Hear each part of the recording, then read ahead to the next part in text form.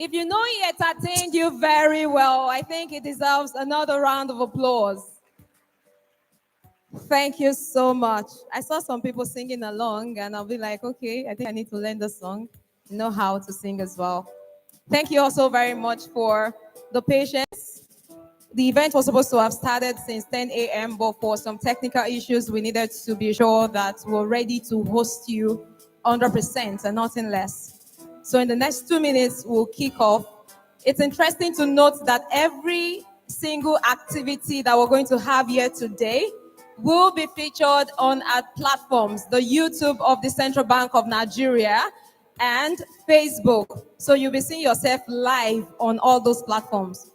So please, since you already know that you'll be live, it would be nice to wear a good smile, all right, and try to enjoy your stay while you're here as well. Okay, before we start, look to the person to your left and right and say good morning and you're welcome to this Cbn Fair. If the person is not smiling, look to another neighbor. That's more like it.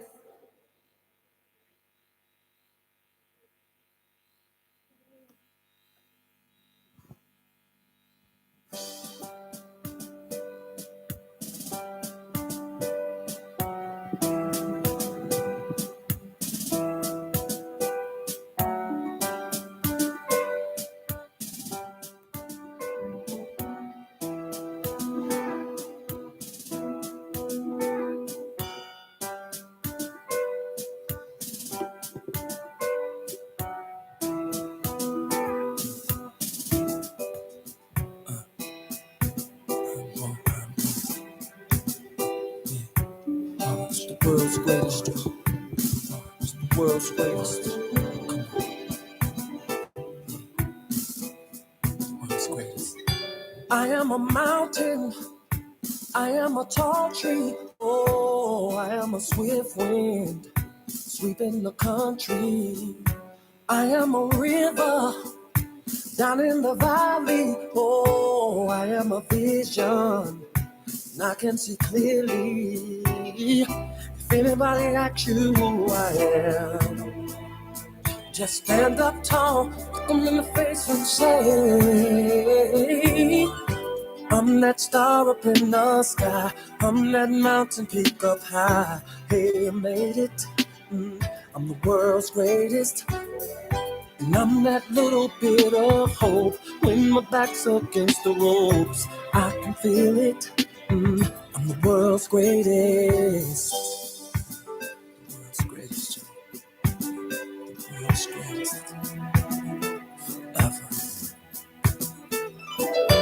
I am a giant, I am an eagle, oh, I am a lion down in the jungle.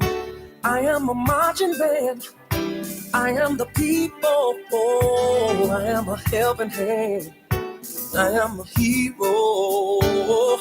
If anybody asks you who I am, just stand up tall, look them in the face and say, I'm that star up in the sky, I'm that mountain peak up high. Hey, I made it, I'm the world's greatest, and I'm that little bit of hope when my back's up against the ropes. I can feel it, I'm the world's greatest. In the ring of life, I'll reign loud. I will reign, and the world will notice a king. Oh yeah, yeah, yeah. Star, oh, shine a light, and mirrors of success in me.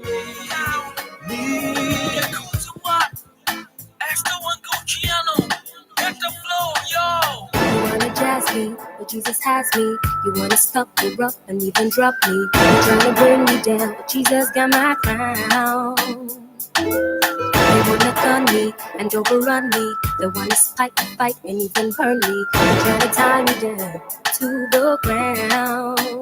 They no, say with Jesus I did campaign. I did campaign. Coming along the way. Coming along the way. Coming along the way. Coming along the way.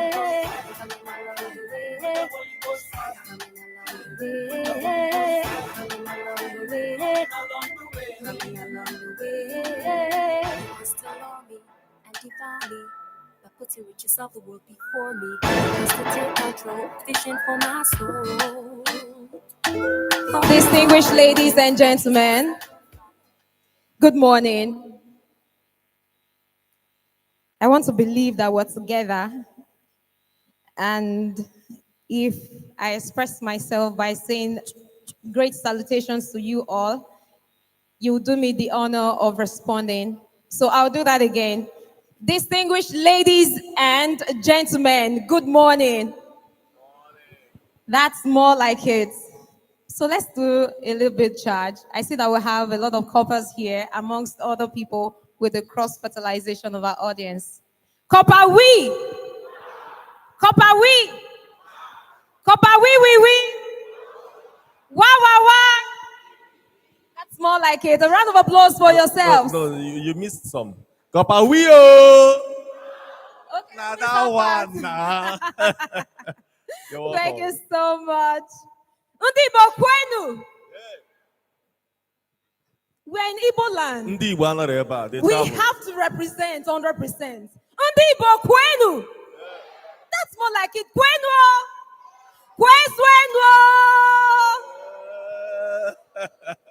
Thank you. This your Ndị Igbo Kwen is phonetic Ndị Igbo Kwen. All right, we welcome you officially to the Central Bank of Nigeria Fair, holding here in Awka, Anambra State, with the theme, as displayed on all the slides, even the projection, driving alternative payment channels as tools for financial inclusion, growth, and accelerated economic development. The Cbn Fair for 2025 has been featured in different geopolitical zones. From Lagos to Abeokuta, from Abeokuta to Kano, from Kano to Kaduna, from Kaduna to... I want to be sure that we have people who have been to some of the Cbn Fair. From Kaduna to where? Uyo, and from Uyo to Calabar. And the last one we had before coming here is Enugu. Distinguished ladies and gentlemen, the Cbn Fair now is live in Awka. Awka, make some noise! Thank you. Before we proceed with the fair for today, which will feature a lot of activities, from the presentations we receive reflecting different key departments of the Central Bank of Nigeria, to the question and answer sessions, because all of your concerns, complaints, even things you have gray areas that you want the bank to clarify on will be dealt with here today. So we're up for a very robust session, and I'm sure we will all leave here more enlightened and powered up for the session. By way of introduction, permit me at this point to recognize the Acting Director, Corporate Communications Department. That is the team lead for this specific fair that we're having. The person is none other than Mrs. Hakama Sidi Ali, and she is ably represented here because of exigency of duties. She's unable to be here with us physically, but she has a capable representative. With a round of applause, let's welcome Mr. Uche Tobias Nnamdi as he takes the high table. Mr. Uche is the head stakeholder engagement in the Corporate Communications Department and also the head for the Cbn Fair Technical Committee. Again, let us applaud him. Also, we have here present the branch controller, Cbn Awka branch, Mr. Akobundu Onwuchekwa. Mr. Akobundu Onwuchekwa. Onwuchekwa. Beautiful. He is ably represented by Mr. Innocent Ogbe. With a round of applause, let's welcome him to this side of the hall as well. You're welcome, sir. We would recognize a couple of our dignitaries that we have from different parastatals agency. When you hear your organizations, please, with a wave of hand, or you might want to stand for recognition. All right, all the heads of offices, Awka branch, heads of offices will recognize you. Let us applaud them, please. All the Nigerian students. I want to believe that we have Nigerian students here. So if you are a student, can you please stand for recognition? With a round of applause, let's welcome all our students that are represented at this fair. With a round of applause. Thank you so much for being a part of this great fair. Thank you. You may please be seated.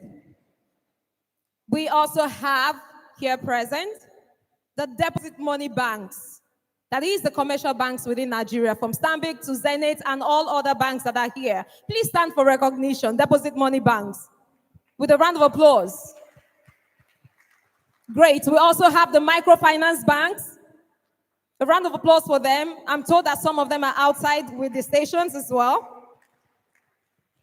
Okay, we also have representatives from the ministries, departments, and agencies, MDAs. A round of applause for them. We also have representatives from the security agencies. A round of applause for all the security agencies represented here. Pension fund administrators as well, you are duly recognized and welcome to this event. The media, I'm told we have some media personnel here that are capturing the event and to see that we have good presence online. And on this list, finally, I want to again recognize the National Youth Service Corps that we have here present. A round of applause for yourself as you stand for recognition. As you stand for recognition. A round of applause for all the corpers. Great. Thank you very much. We also have here distinguished personalities who you will be listening to during the course of the CBN Fair. Their presence here is very pivotal to the discussions we'll be having. As I reel out their names, we welcome them to the stage. Distinguished ladies and gentlemen, we have representative from the Financial Market Departments, Mrs. Ihiokwaba Obiageli. A round of applause. Mrs. Ihiokwaba Obiageli. Please keep clapping until she gets to the stage. You will learn a lot from her with respect to Financial Market Department. We also have here present from the Consumer Protections and Financial Inclusions Department, Mrs. Chinyere Nwosu. A round of applause as she comes up stage, Mrs. Chinyere Nwosu.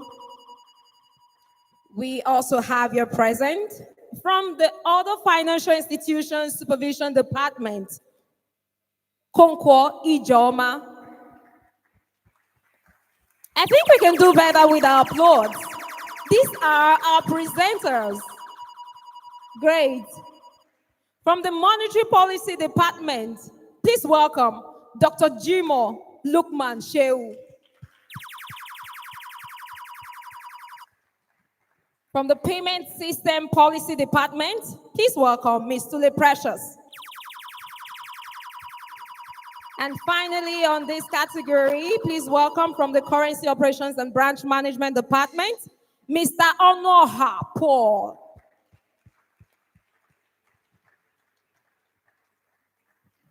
Thank you. Before we proceed, it's important for us to give credence to our country, Nigeria, because we are patriotic citizens.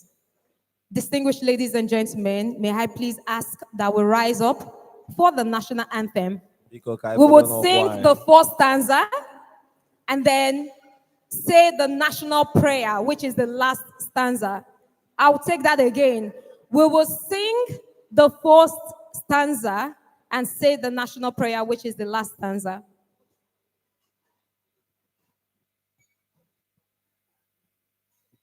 Nigeria, we hail thee, our own dear native land.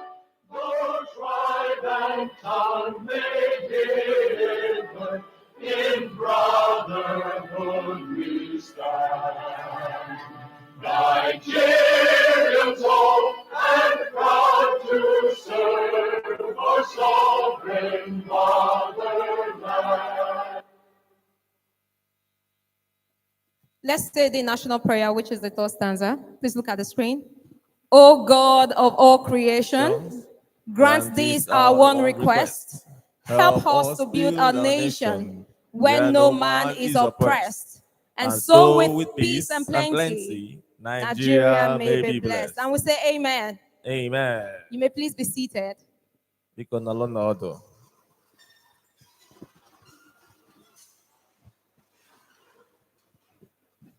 Introduction is a continuous process. We have here present one of our distinguished personalities. Please welcome, with a round of applause, Mrs. Bridget Asekwano, the Sector Commander, Federal Road Safety Corps, Anambra State. With a round of applause, please welcome her to this podium.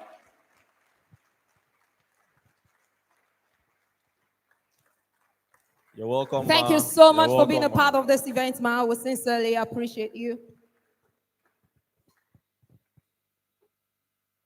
All right, we also have here Mrs. Pauline Ojiswa, Anambra State NYSC Coordinator, representing Mr. Ogiato Augustine, Assistant Director, SID. A round of applause for her, please. Thank you so much. We would continue with our introduction in due course. We sincerely appreciate you again for being a part of this. Before we start, I want to ask, how many of us seated here follow the Central Bank of Nigeria on our social media platforms? If you follow us on Facebook, on LinkedIn, on X, formerly Twitter, let's see you with a show of hands. Or Facebook, Instagram. Biko ị na-asụ oke oyibo. Ị na-asụ oke oyibo. Biko ọ bụrụ na ị na-eso Central Bank na social medium, akwa ka esi asụ ya? Na social media, biko Instagram ma X nke a na-akpọbu Twitter ma Facebook, biko aka n'elu. Wow, so we have less than 10% of the people here following us. So we're going to do a quick walkthrough. Please help us pull up your phones. It will be projected on both screens, all our channels. Media, please help us to pull up that information. It is important for us to follow the Central Bank of Nigeria across border. Do you know why? Because if you want authentic information about the bank, the policies, you will get them firsthand on all of our platforms. You don't need people to tell you what the CBN is doing because we are transparent in communicating with Nigerians. So please, check on all our platforms now. To the next slide, please. This is our website, www.cbn.gov.ng.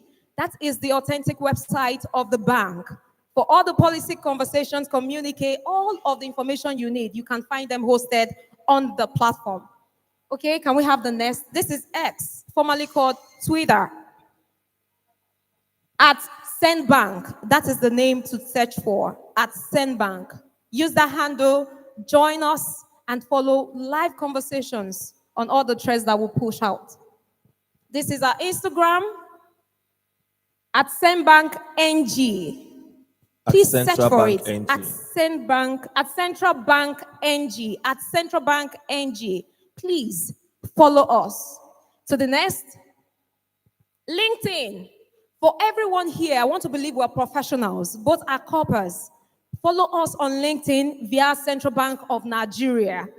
Okay, to the next, YouTube. Like I said earlier, we're streaming all of this live on YouTube and Facebook. So if you go on our YouTube right now, you will see that this event is casted live. Okay, so you need to follow us. Sorry for the technical issues we're having with the LED screen, but I'm sure you can see from the other one as well. So please follow us at LinkedIn and then Facebook at SendBank NG. Please be a part of this great family. We should be ambassadors of the bank from everywhere we find ourselves. Thank you very much. A round of applause for yourselves as you do so. A round of applause, please. If your hands are not too busy. Thank you. All right. My name is Antonia Ezenwa Ekezwe. I am from the Corporate Communications Department of the Central Bank of Nigeria, and I'm privileged to be one of the hosts for this event today. And I'm not working alone. The fine gentleman to my right. Biko no, afamobo Pedro Ifeanyi Chukwu Obiefuna. I am working with Antonia, a very wonderful person. Thank you. Dalono. Thank you so much. All right, at this point, we would welcome, for the welcome remarks, this will be received from the branch controller, Awka branch. And he is ably represented by Mr. Innocent Ogbe. With a round of applause, let's welcome him to give us the opening remarks from the BC, Mr. Akobondo. Please, Can we do that one more time? Akakoba. Thank you.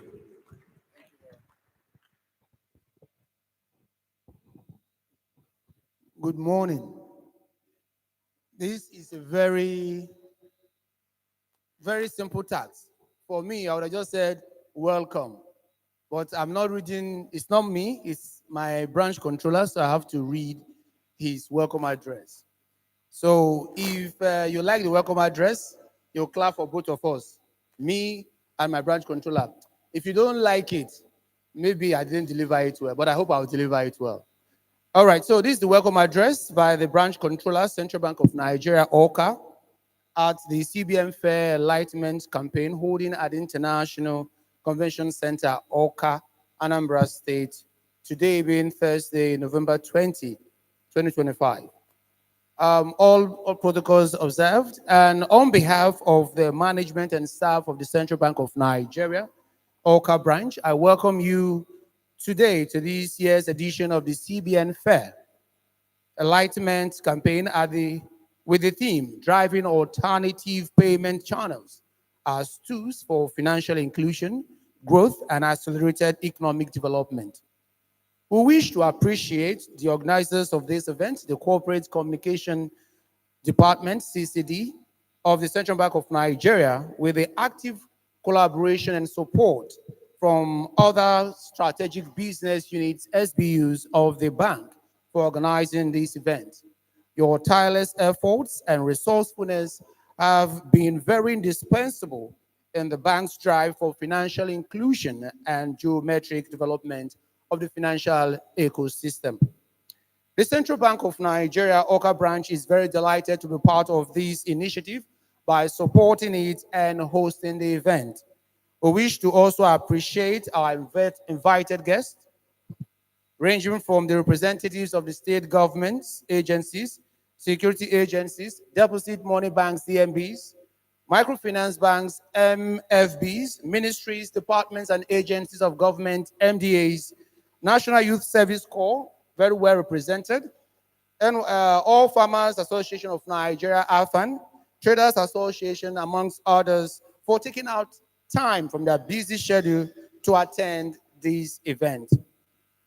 This occasion is very timely and presents a veritable opportunity for the bank, that is Central Bank of Nigeria, to sensitize the public on various initiatives of the bank, as well as engage directly with the bank's stakeholders and customers in the state. The feedback from this exercise will no doubt greatly assist the bank in achieving the improved service delivery and effective policy implementation that will translate into accelerated economic growth and development.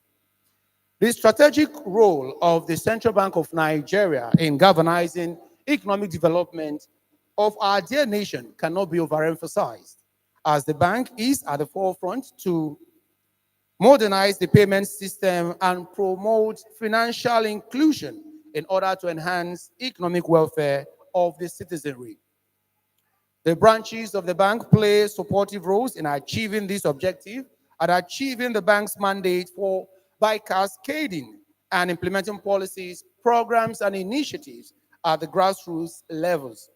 Awka branch remains committed to supporting the mandate of the bank while supporting the economic aspirations of Anambra State through effective stakeholder engagement, financial literacy campaigns, and seamless service delivery. Once again, I welcome you all to this event and encourage you to participate actively in the various sections and take full advantage of the opportunities presented by this event. Thank you and welcome.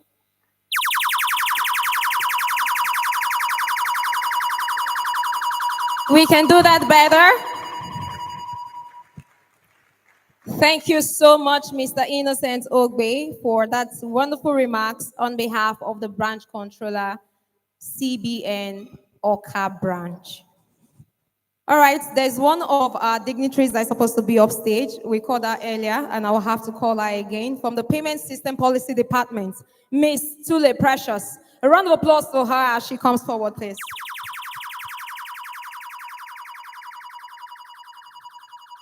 Okay. And now we move to the goodwill messages. But before we receive goodwill messages, I have to recognize a couple people that are here as well. Distinguished ladies and gentlemen, please a round of applause for Amarachi AKK, the branch manager, Awka branch. I can't see the name of the organization, but I'm told this person is the branch manager. Okay, so. All right, we also have Chigozie. Oh, Chigozie Anyemenam, branch manager, Union Bank, Awka branch. Please a round of applause for him. Yes.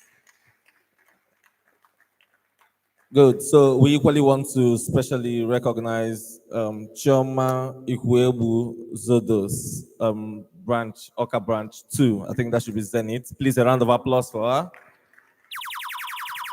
We want to equally specially recognize Mr. Ofonna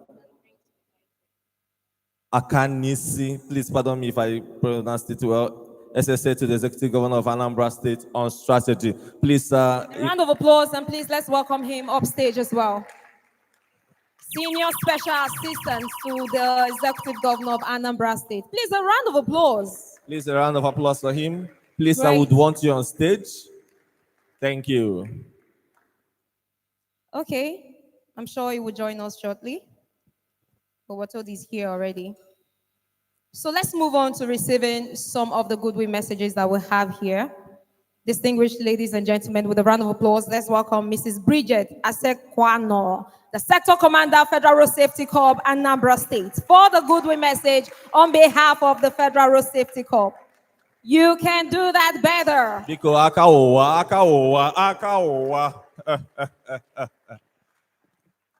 You're welcome, ma. Good morning, the branch controller, Central Bank, ably represented, our distinguished guests, our dear coppers, and our invited guests. On behalf of the Commercial Federal Road Safety, I want to wish Central Bank a fruitful fair.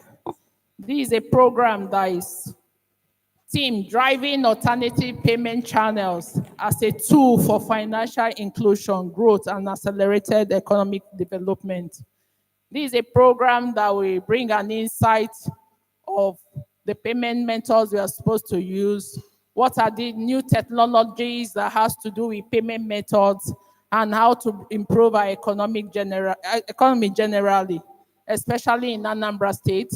So I want to welcome you all. This is a program that will bring an insight into what things we need to know. That's why I'm happy to see a lot of youths here today, ably represented by the Nigerian Youth Service Corps.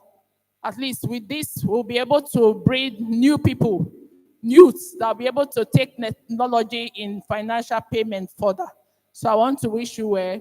I welcome you to this program and enjoy yourself. Thank you so much. Thank you, ma. Thank you so much. Please, we equally want to specially call on Mr. Ofonna Akanisi, SSA to the Executive Governor of Anambra State on strategy. Please, sir, wherever you are, we just want you on stage for recognition and for a goodwill message. Thank you. We equally want to specially recognize Mr. Owakwe Carlo, Zonal Head, FCMB. Please, a round of applause for him. Mr. Owakwe Carlo. I think I'm speaking too much English. Because ask them kind of anabata ndem mmadụ. Asụtakwa m ya? Beautiful. We equally want to humbly recognize Igwe Tochuku, Retail Value Chain Manager, Southeast First Bank. Please, are you here, Mr. Igwe Tochuku? Please, a round of applause for him. A round of applause for him. Thank you. Thank you. We want to call on Mr. Chigozie Aniemenem, the branch manager, Union Bank, Awka branch. Please, sir, are you here?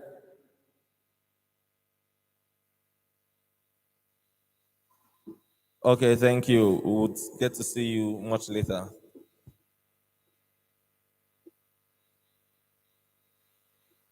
All right, can we respectfully call on Mrs. Amarachi Ezeke, the branch manager, Awka One branch, for your goodwill message? Please, Mrs. Amarachi Ekeke, I'm so sorry, Ekeke, branch manager, Awka One branch. Please, a round of applause for her. Awka Nuna Naha Akwaka Mega, not coming. Please, a round of applause. She's coming. Beautiful, beautiful, beautiful. Please, Amarachi Ekeke, branch manager, Awka One branch, for your goodwill message. Are you here? All right. Can I respectfully call on Igwe Tochuku, the retail value chain manager, Southeast First Bank? Please, sir, are you here? Please, a round of applause for him for your goodwill message. We just want you to come and share a thing or two with us.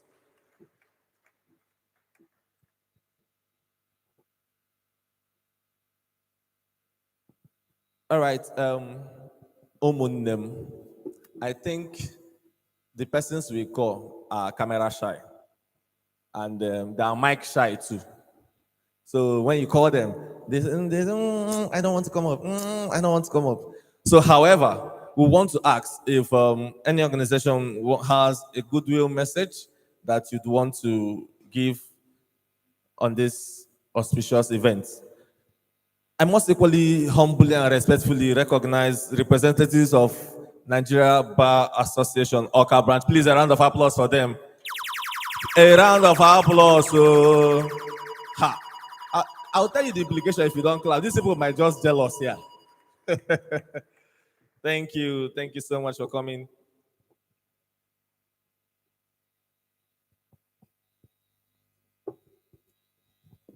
Thank you so much, Pedro. All right, we'll move on swiftly to the next item on our program today. Distinguished ladies and gentlemen, we will now receive the overview of the CBN Fair. This will be presented or ably delivered by Mr. Uche Tobias Namdi on behalf of the Acting Director of Corporate Communications Department, Mrs. Hakama C.D. Ali. A round of applause as we receive Mr. Uche Tobias Namdi.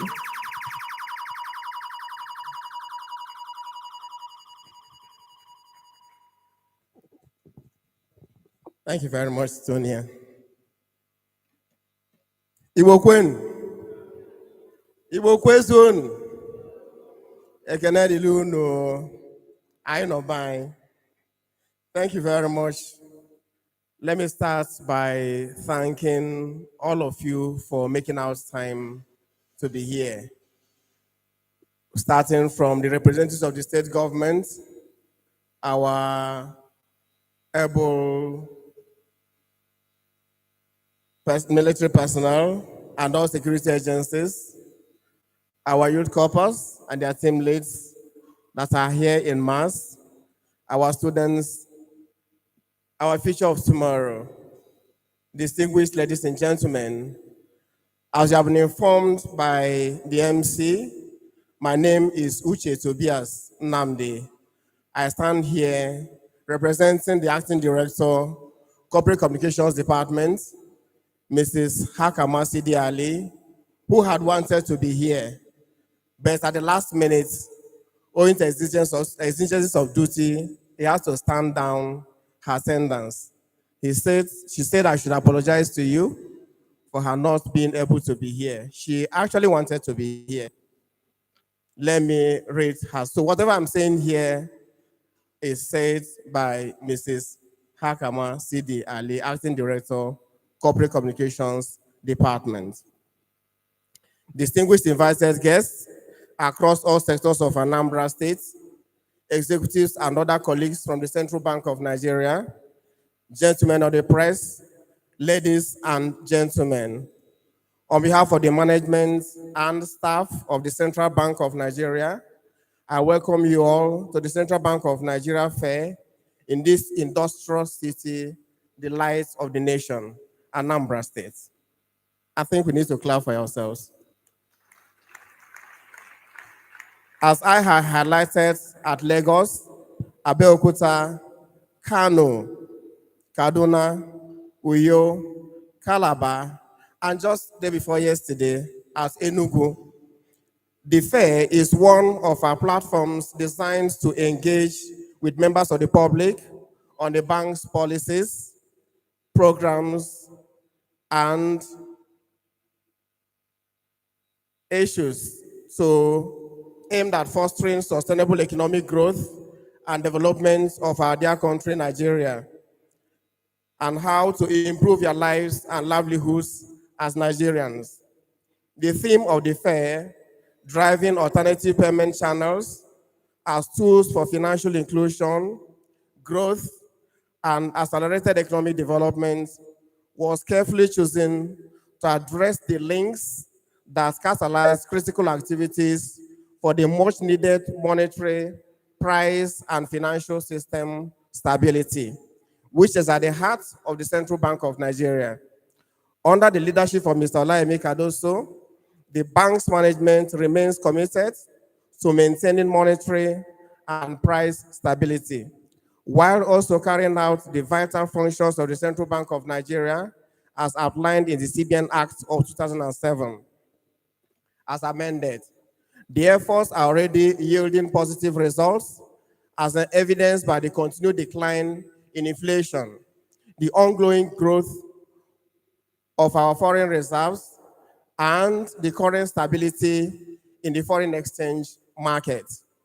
The latest data from the National Bureau of Statistics shows that headline inflation fell for the 7th consecutive month in October 2025 to 16.05% from 18.02% in September 2025, the lowest level in 3 years. Core and food inflation also eased over the same period, reflecting the effects of disciplined monetary tightening, exchange rate unification, and improved market transparency. The Naira continues to strengthen, with the spread between official and bureau de change rates now narrowing below 2%. Nigeria's foreign reserves stand above $43 billion, providing more than 11 months of forward import cover, supported by sustained inflows and renewed investor confidence and participation across all asset classes. Over the past 2 years, the governor has led significant reforms to establish a robust foundation for Nigeria's advancement into its next phase of economic development, fostering inclusive growth and employment opportunities to reduce poverty.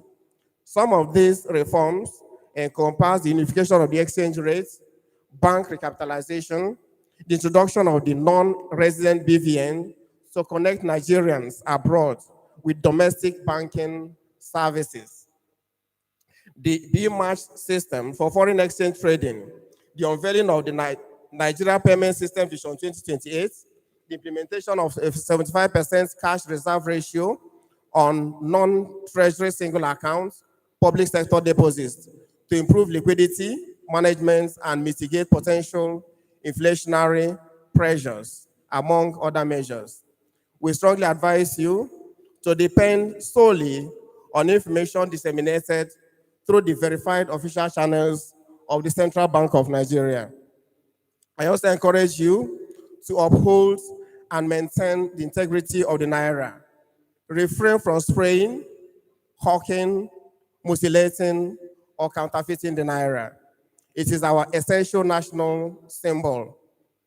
That said, it is now my pleasure to hand over to our dedicated team to guide us through presentations on various operations of the Central Bank of Nigeria, which includes innovations in the Nigerian payment systems, microfinance subsector activities, developments in the foreign exchange market, protection of financial consumers, monetary policy instruments and processes, and all you need to know about our Naira. I urge you all to participate actively and prepare your questions, which our team will address at the end of the presentations. Thank you for your attention, and may God bless the Federal Republic of Nigeria. Thank you.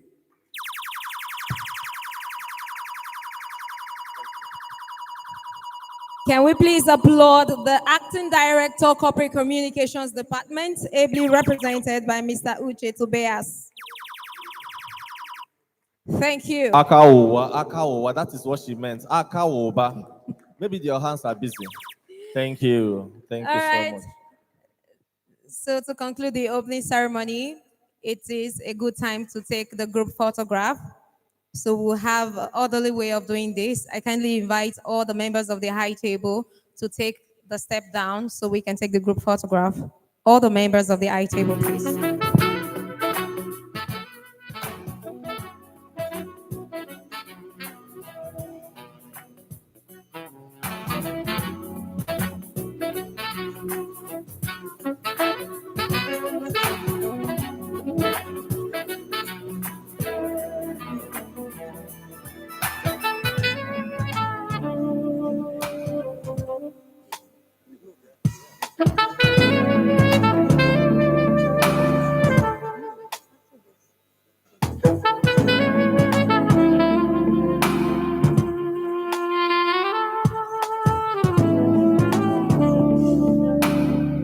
The deposit money banks representatives, please get ready. You're joining them next. Yes, and after that, we'll be having the microfinance banks representatives. Please, you'll be joining afterwards. Thank you.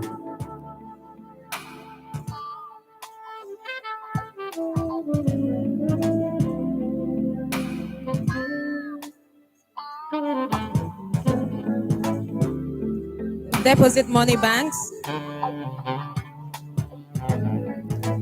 Thank you so much to our presenters. Please, deposit money banks. We would love to have a good photograph with you. Just right about now. I want to believe you're done with this segment. Great. Thank All right, you. so we'll receive the deposit money banks to join them now. Yes, representatives of deposit money banks, please. You can now join the photograph. Yes, we recognize Eco Bank, Union Bank, UBA First Bank, Zenith. Oh, Polaris. Beautiful.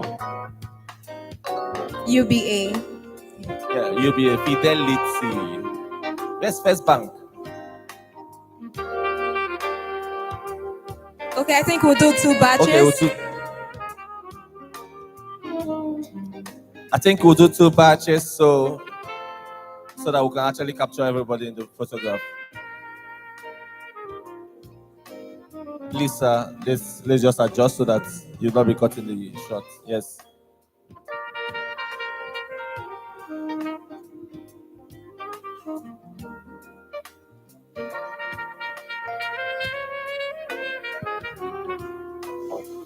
All right, thank you. We'll take the next batch now.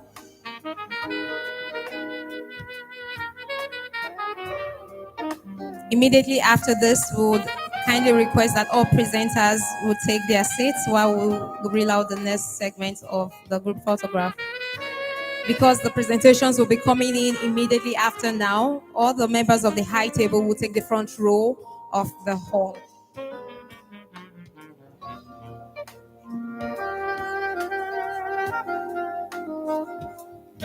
The front row, please, all the members of the high table, kindly take the front row.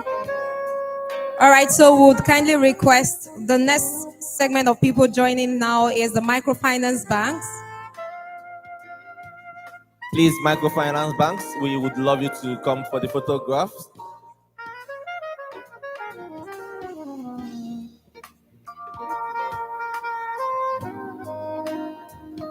We need a few members of the Youth Corp, the front row, to join in this next segment immediately after now. I think we're so many, so we'll have 2 sections. Okay, 2 batches. Please, let's break the queue. We'll take 2 batches.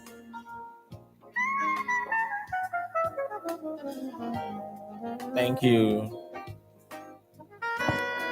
So, Antonia, you're not snapping. We are from the backdrop. Oh wow.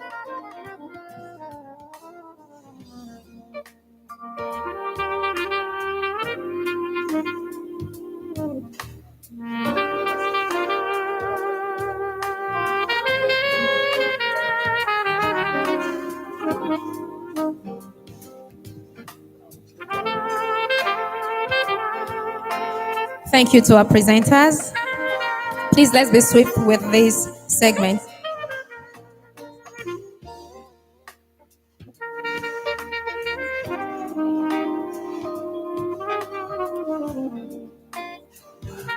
Hang on.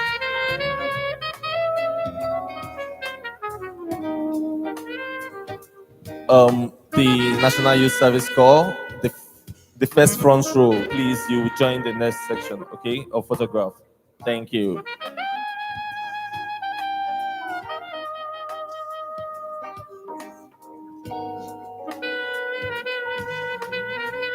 Thank you so much.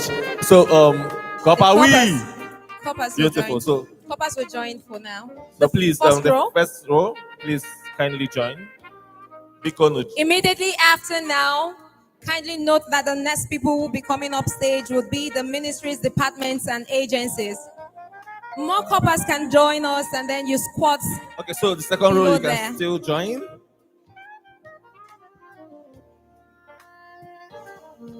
We can have you in good numbers. Some of you can squat over there. Yes. Please let us hasten up the process. Beautiful. Please squat.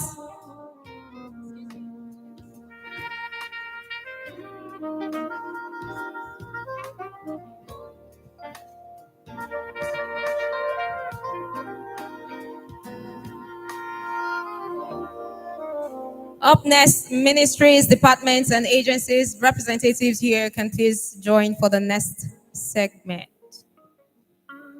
The ministry, the departments, and the agencies. Because no, I join ya. Can we be quick about local this? government time. Mandi local government time. Please, piano join ya. Ministries, departments, and agencies. There's a way they come. Fintechs. Oh yeah, fintechs, please. BDCs. Wonderful. Agent banking.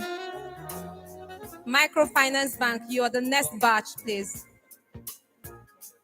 Yeah, we've done microfinance. Okay, so I'm sure we've done microfinance. Yes, please.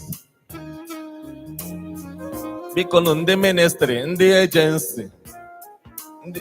Yes.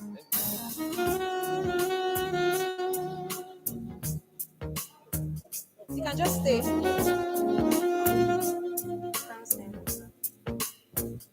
So all the security agencies here, you're next. All the security agencies.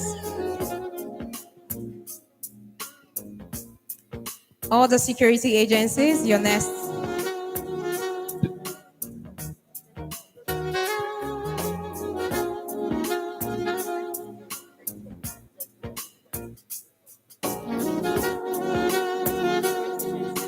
Security agencies. Security agencies. All of you, please. All of you, yes. Biko Nobian. Please Can come. we be quick about this, please? Thank you very much. You know, security agencies. We still have one of them that is seated. Please join us.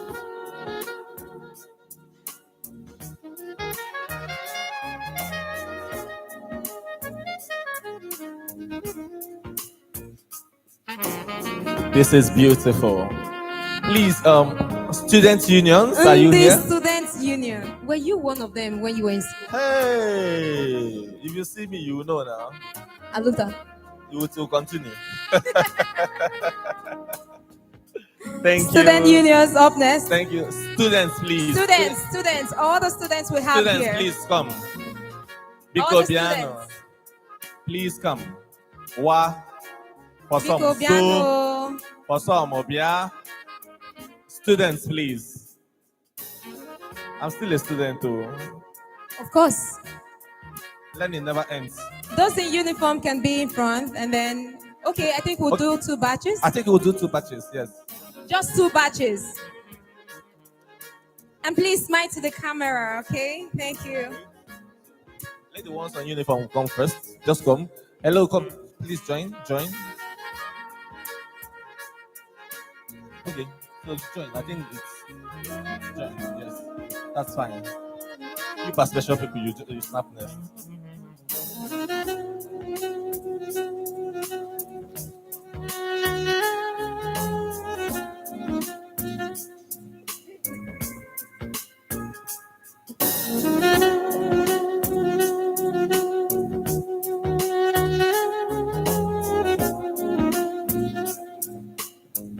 Yes, next batch, please.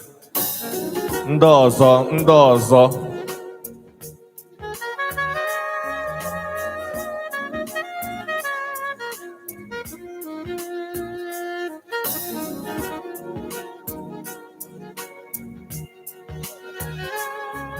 Pension fund administrators, you're up next.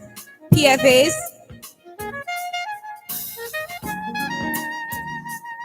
PFAs, you're up next after this section of photograph. Yes, some should squat. If you know you are short as me, please squat.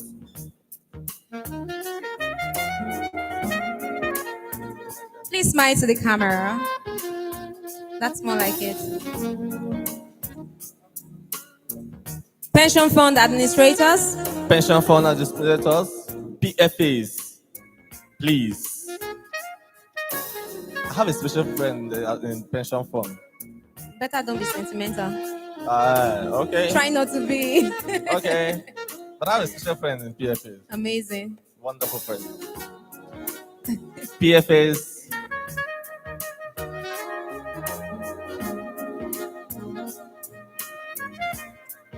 Media, you're up next. Representatives from the media outlet, you're up next.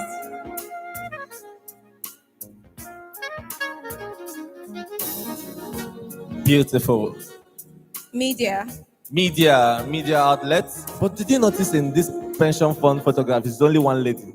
Yes, so I did. Powerful lady. That's my friend. Media. Okay. Thank you. All right. Thank you so much. Thank you so much, branch controller. We Thank you. sincerely Assistant Director. appreciate you. Thank you. Right now, we will move to the crux of the matter.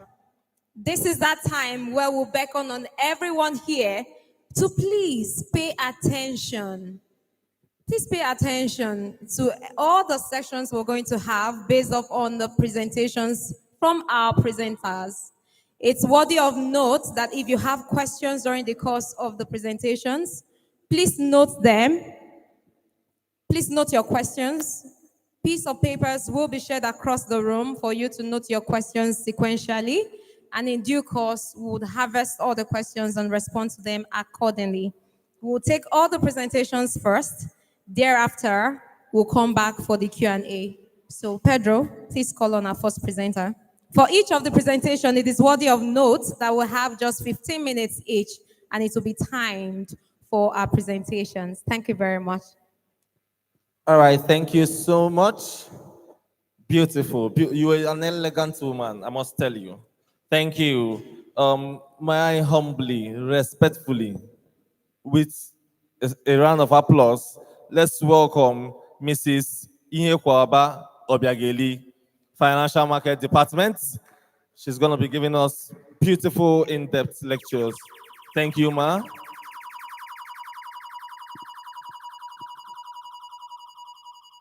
Ndị Anambra ndewo no.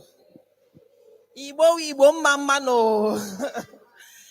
It's good to be home and to be talking to you about our activities in the financial markets.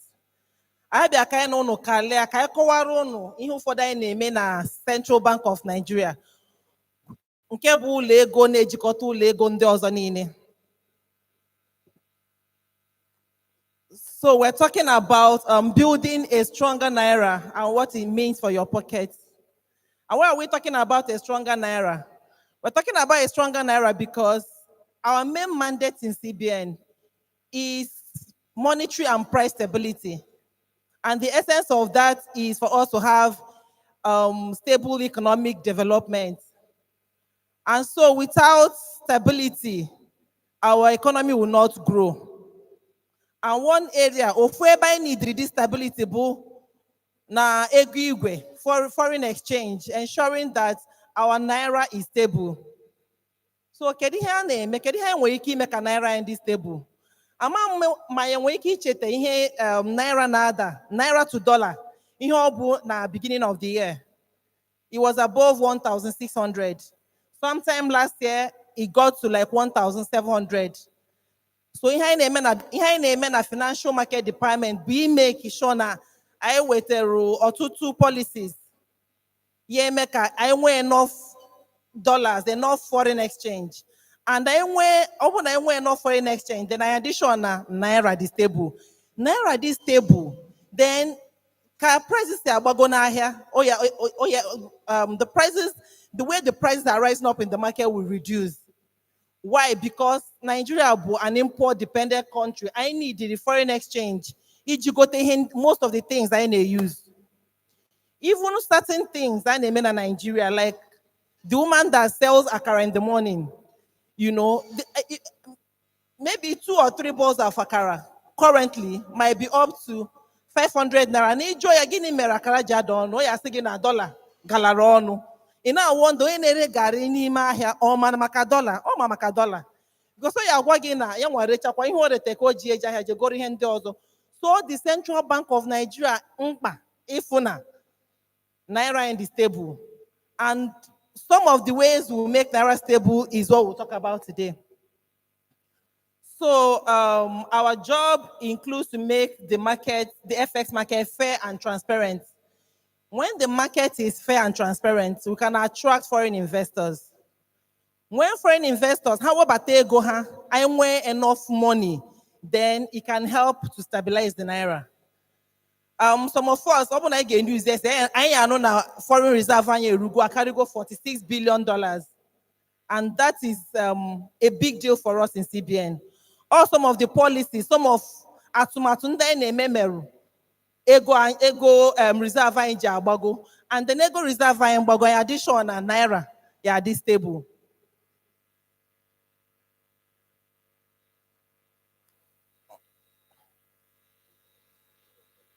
Okay. So we partner with the commercial banks to make FX business transparent and easy for everybody. A stable naira would help market people, business people plan. A stable naira and stable FX will make those that have children abroad to pay school fees easily. A stable naira would help you receive your remittances and plan. Not that you're planning that your brother abroad is sending you money and you're thinking naira is 1.5 today. By the time money gets to you, is maybe 1.6 or 1.2.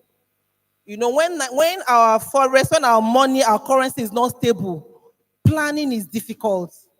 And then when it's not stable, this economic development we're talking about, it's not easy for us to achieve. And so why does the naira value go up and down? That's some questions you'll be asking. The forces of demand and supply, basic economics, it also happens there. When the amount of dollars we have is less than the number of people looking for this dollar, when the demand for dollars is higher than the supply, and how do we even have this supply? We've talked about the demand. Demand, school. How about supply? How do we get our dollars? So one basic way we get our dollars is through remittances is one of them. Foreign investments, foreigners is one of them. When we export to exporting, when we export, when we export the things we produce in Nigeria, we also get dollars. Now, when we also reduce our imports, some of the things I need in Nigeria, then we also reduce the amount of dollars we need to get these things from abroad. So government is encouraging us. Government, they encourage everybody. Make we they patronize made in Nigerian things, made in Nigerian goods, made in Nigerian services.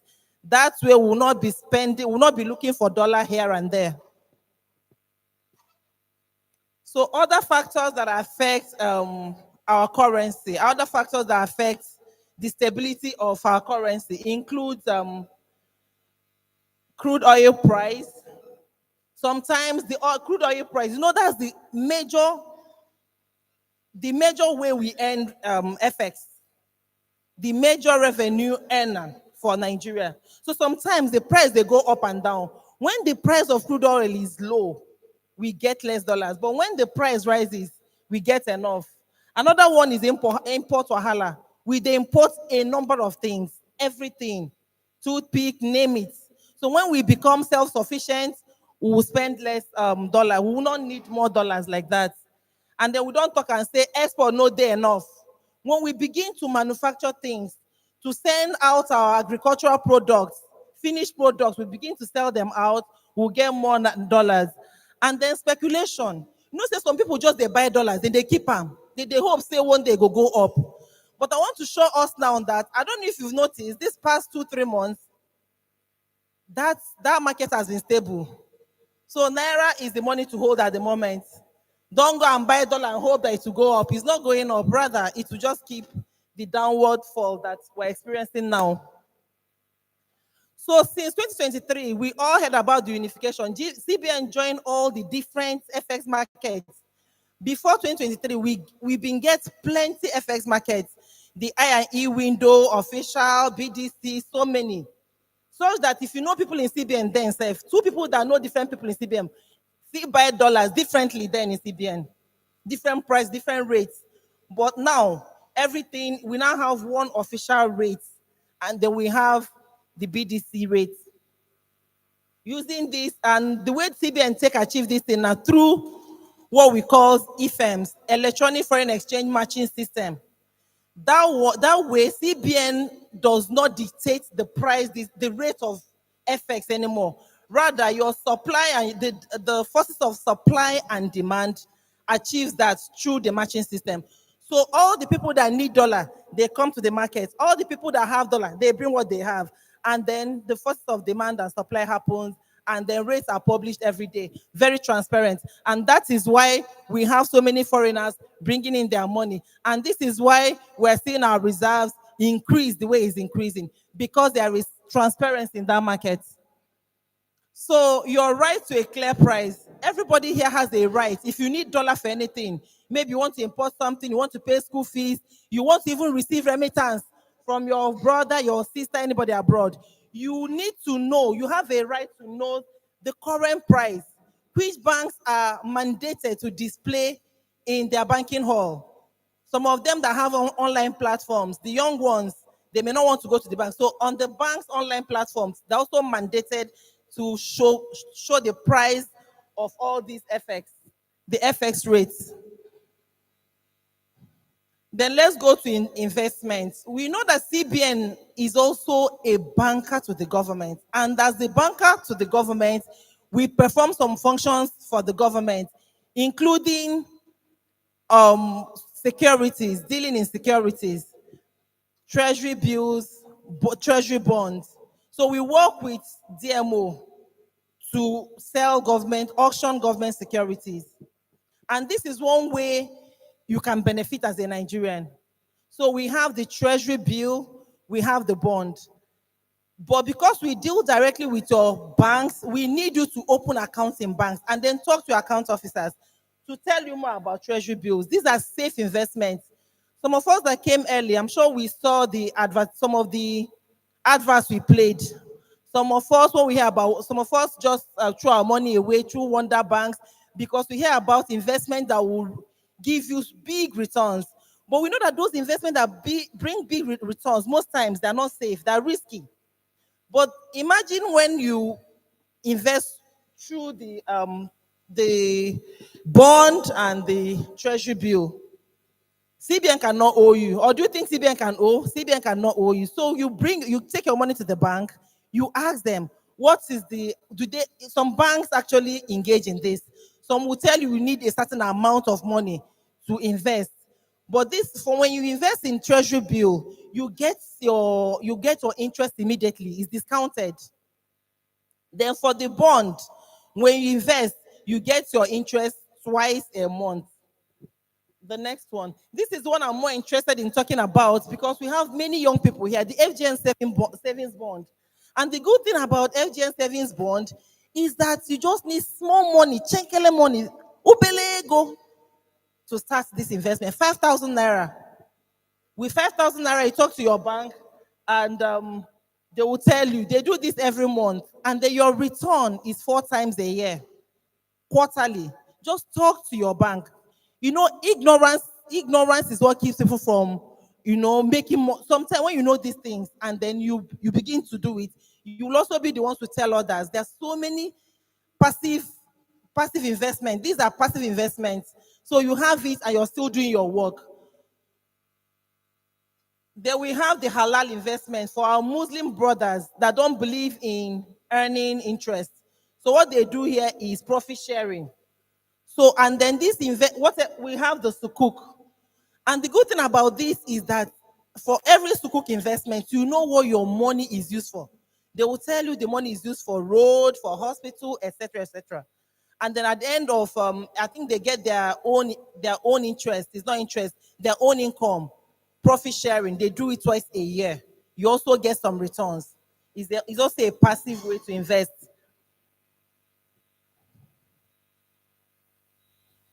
And so having come to the end of this presentation, I just want to advise us that we should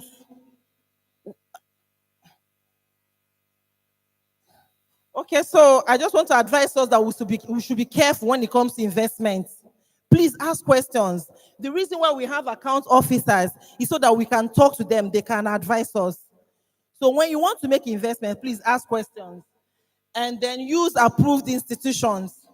Make sure that the institutions you're using are approved by the SEC, the CBN. Don't just fall for any institution that just tells you that you should come and invest, even when you know they're not approved. Then invest with sense. I mean, be careful. Be careful, because any money lost is not always easy to get it back. And then stay informed. And that's why we're here, to keep you informed in the activities happening and how they can benefit you. Thank you for listening. Thank you so much. Thank you so much, Mrs. Ihekwaba, for this very insightful lecture. I hope we learned something. If you did not learn anything, you should have learned that with 5,000, you can start something. Especially the students. The students, are we here? You learned that one now. Beautiful. So a round of applause for our presenter. A round of applause. Thank you. Thank you so much. So we'll be taking it a notch higher. So we'll be calling on Mrs. Chinye Nwosu, Consumer Protection and Financial Inclusion Department. Please, a round of applause for her as she comes forward. A round of applause, please. Dalomo. Good day, ladies and gentlemen. I'm Nwada Chinyere Nwosu from the Consumer Protection and Financial Inclusion Department of the Central Bank of Nigeria.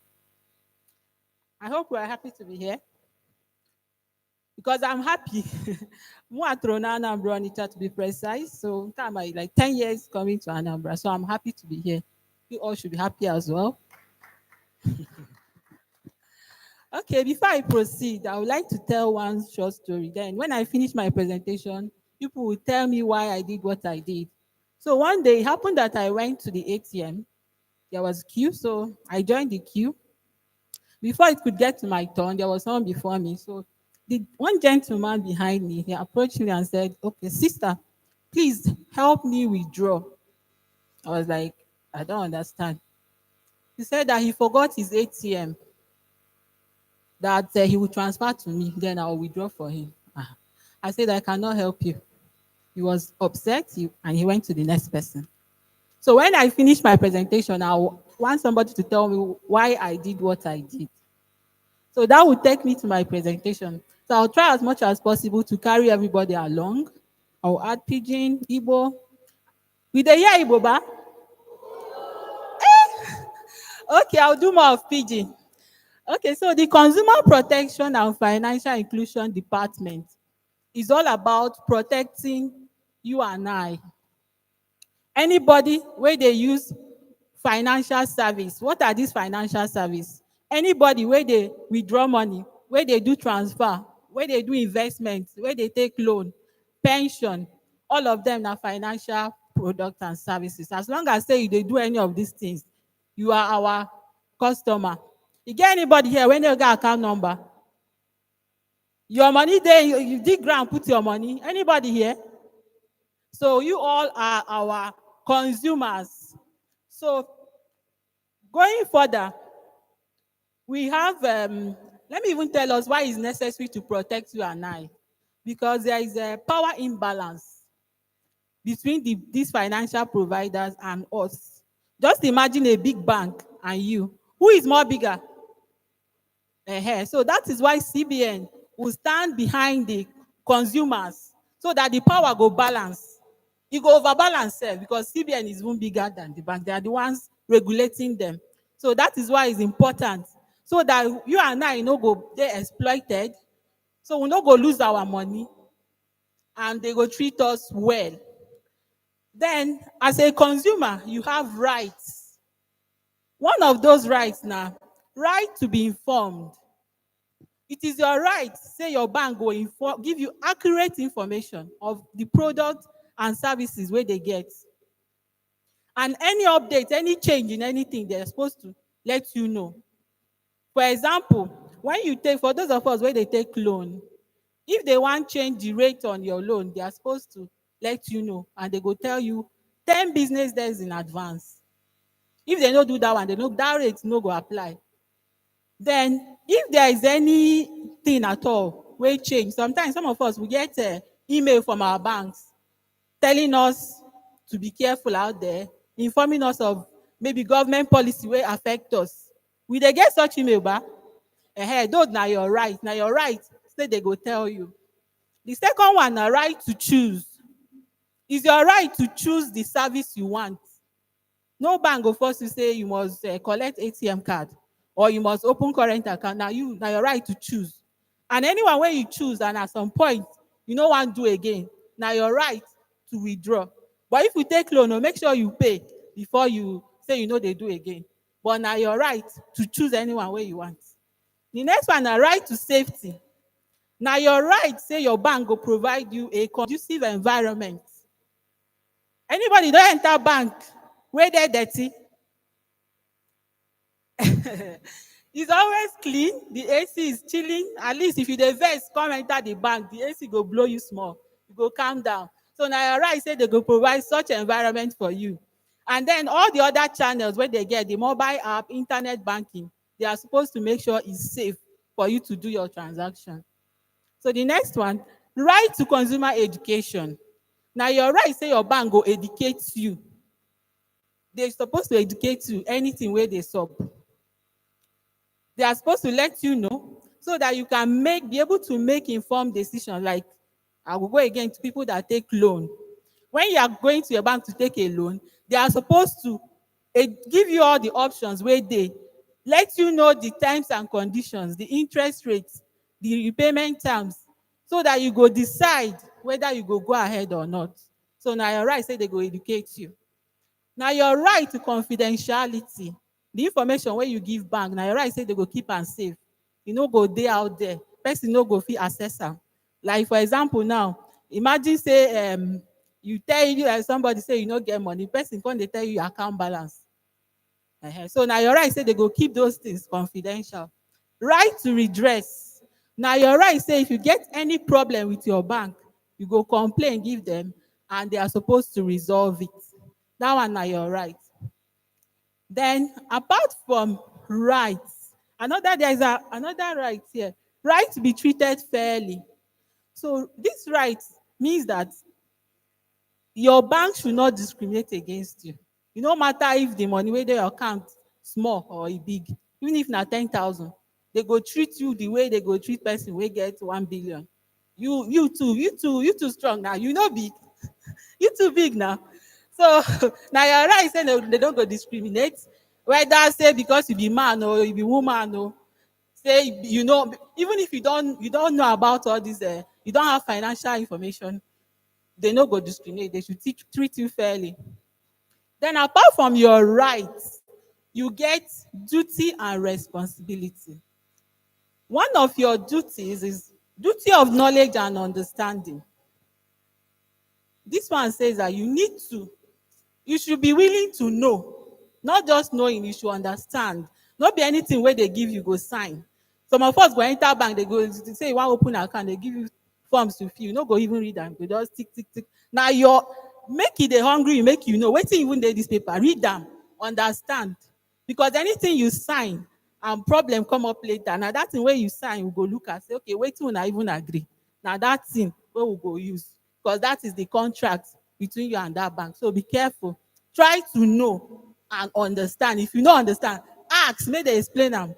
Break and down until you understand it. So the next one is duty to meet and honor financial obligation. So this one for us, where they take loan, you go take loan for your mind. Say as they go take them, you don't prepare. Say you no go pay. There is no free money anywhere. Oh. You go pay. You no go collect for money from bank. If not from your family member, if you chop that one clean mouth, but for bank you go pay. So anytime when you want enter such a obligation with your bank, make sure you go pay, because there is something they call, apart from penalties. You know, say if you don't pay, you go the interest go they run on top of interest upon interest. Apart from that one, there is the one they call global standing instruction. This one be say if you borrow money from one bank, chop am, run, say you don't run. They go, they accrue interest, they go to call you, make you come pay your money, no one pay. It will get to a point that they will go to any bank, they will activate that GSI. Anywhere where you get money for the bank, GTO, UBO, they go sweep them, pay the money where you they owe, maybe Access Bank. Apart from that, they fit put your name for people where they owe. So I beg, no chop money where you no want pay. Another one now, duty to protect financial instruments and information. So it's your duty to protect your card, your PIN, your phone. Keep them safe, your passwords. Keep all these things safe, because if anything happen, the first question we go ask, did you compromise this information? Who you give them? Did you keep them careless? Some of us, we are victim. We subject ourselves to these things. We no care. Some of us go POS withdraw money. You dey withdraw money, your mind no dey. You dey make call, or you dey distracted. You go give them your card. You don't know what they are doing with it. You know, say your card, those details on it are very important. We know, ba? Those 16 digits number in front, the 3 digits at the back, the expiry date, and they can't know your PIN as you keep them careless. They will know your PIN as you they put them. With those information, they can withdraw your money. Your card feed in your pocket. You go, they receive debit alert. So may we keep all those things safe. Protect yourself while the bank is protecting you. Another one is duty to provide accurate and up-to-date information. So it's your duty to make sure you give your bank the right information. If at any point your information changes, maybe your phone number, your address, make sure you tell your bank. But if you don't tell them, let's say you give them one phone number, later you know they use them again. Maybe empty and don't issue them to another person. Now that same phone number, they go see they send the messages, OTP and everything. So make sure you update them. Another one, a duty to report unethical practices, fraud and error.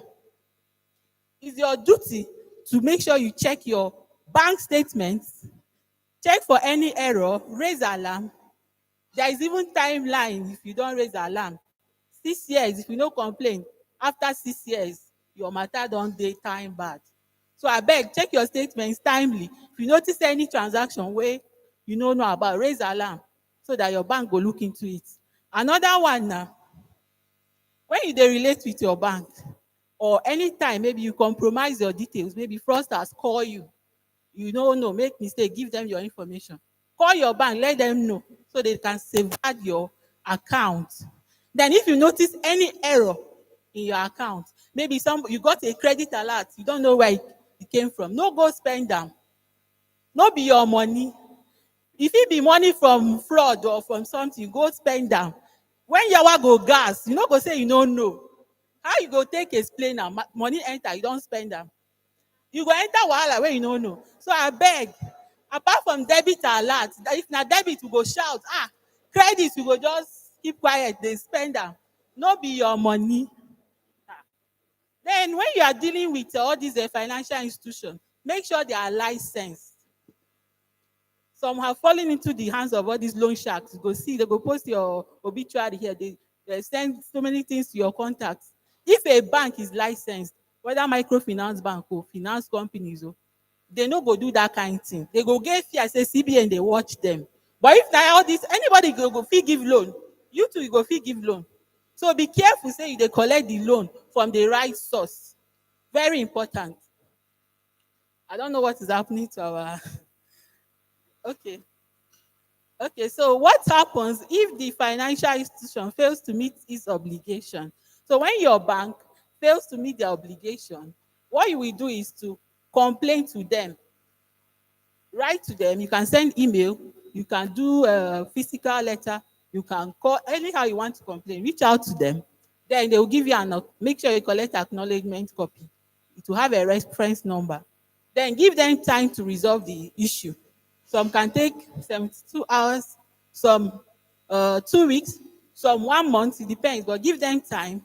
And if they don't resolve it, or what they are telling you, they sweet your body, be what you want here, escalate to CBN. Write to CBN, address the letter to the director, Consumer Protection and Financial Institution Department.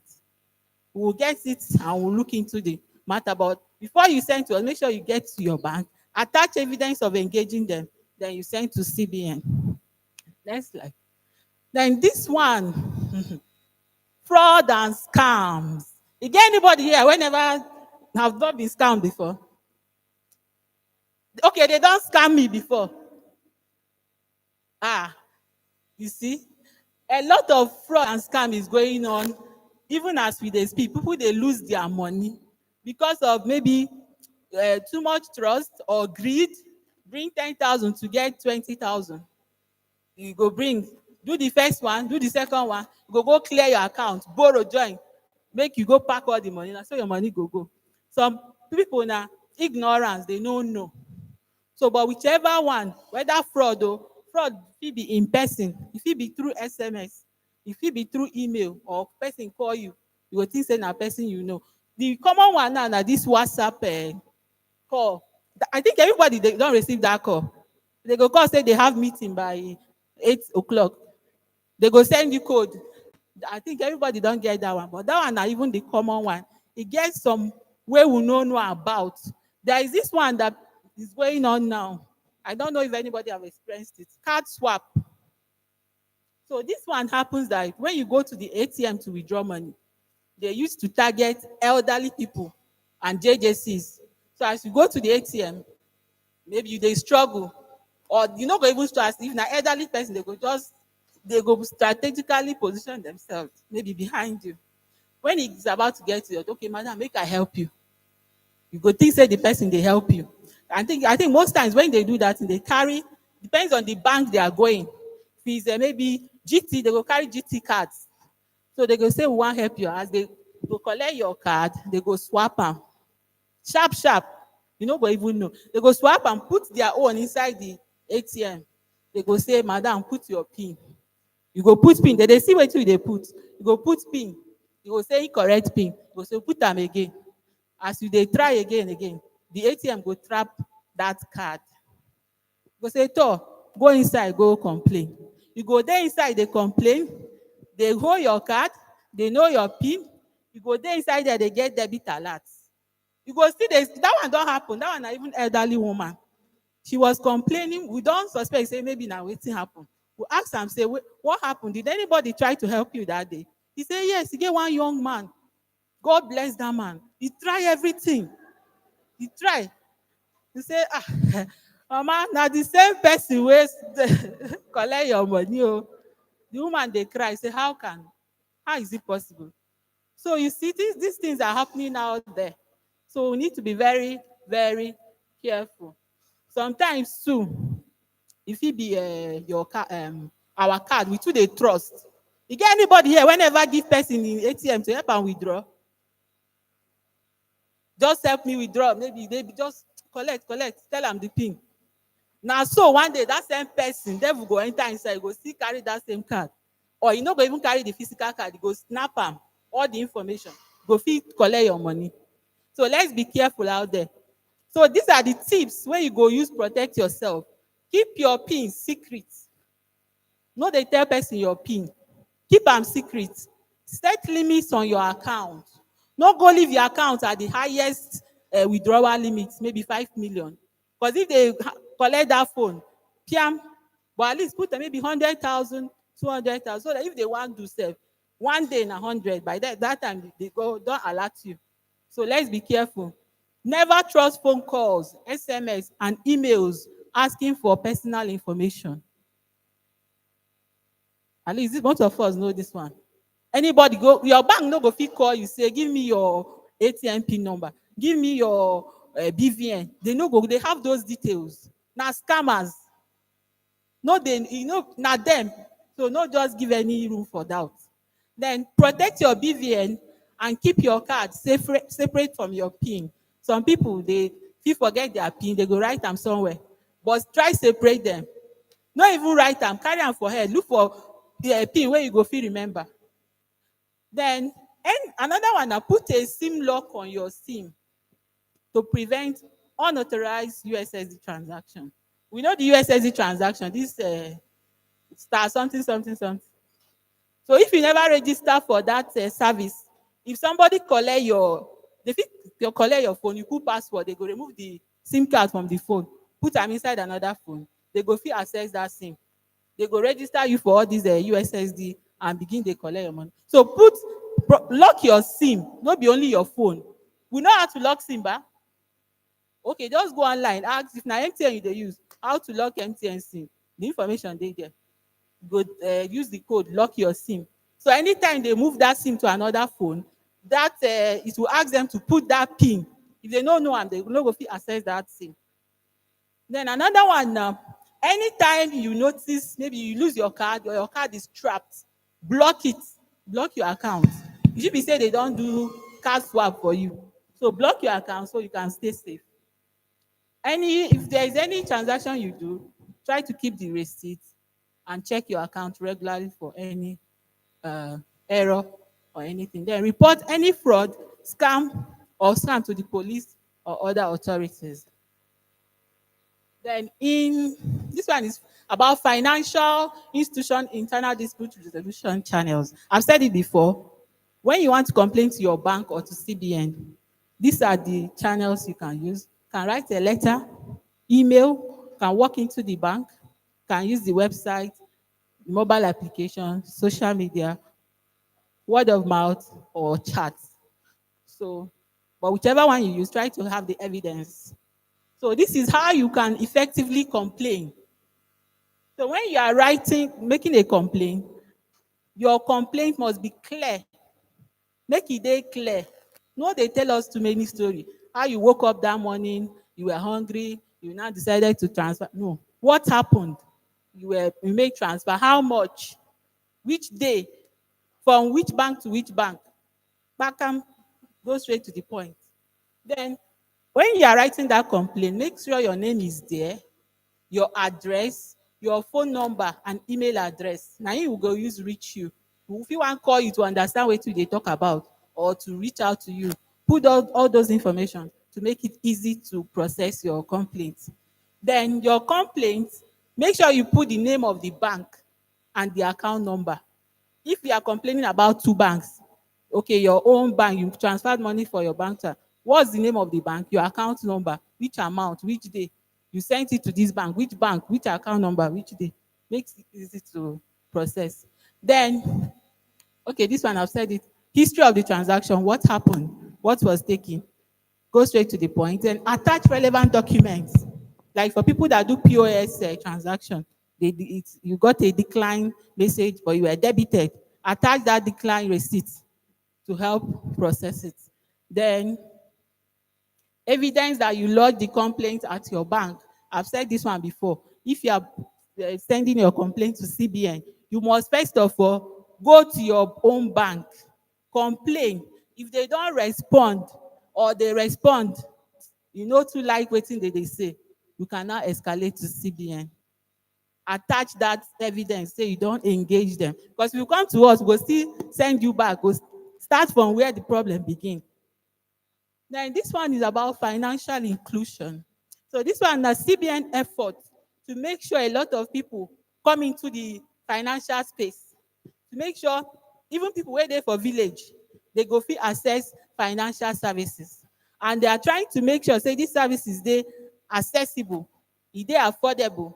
You have a range of products to choose from, and it can satisfy your needs. No matter your level in the society, whether you dey rich, dey poor, you go fit access them.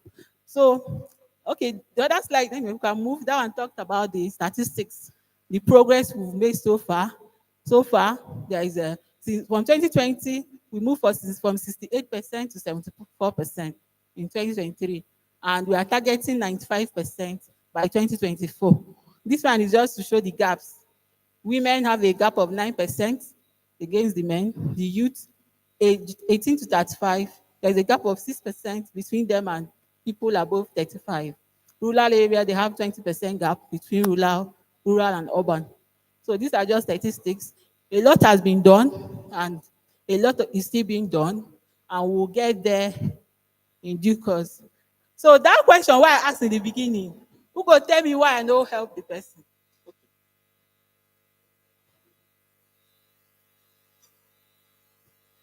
Okay. Any other attempts?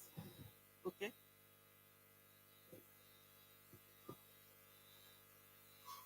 Okay. Okay. That was beautiful answers. Okay, let me tell you why I did not help the person. So that person is possible that that money is coming from an account they have hijacked or from somebody they've kidnapped. So when they transfer that money, it will move from that person, wherever the account it is, straight to my own. And as they are tracing that money, immediately it came into my account. I went to withdraw it. Not even that I transferred it out. Now me waka go ATM, go withdraw am. So who chopped the money?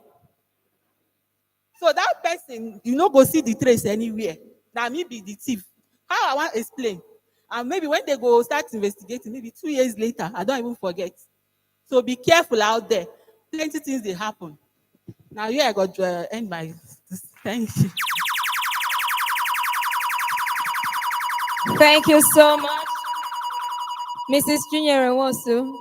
If you got a lot of information based off on our presentation, please, I think it's good for us to give another round of applause.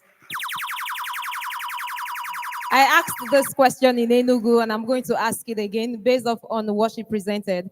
Is it okay to give your husband your pain? Is it okay to give your husband your pain? Is it okay to give your wife your pain? Is it okay to give your neighbor your pain? Is it okay to give your siblings your pain? That's very good. A round of applause for yourselves. Please, as much as possible, protect your pain. Thank you so much. Now we'll progress to the next presentation that we have. And this will be received from the other financial institution supervision department.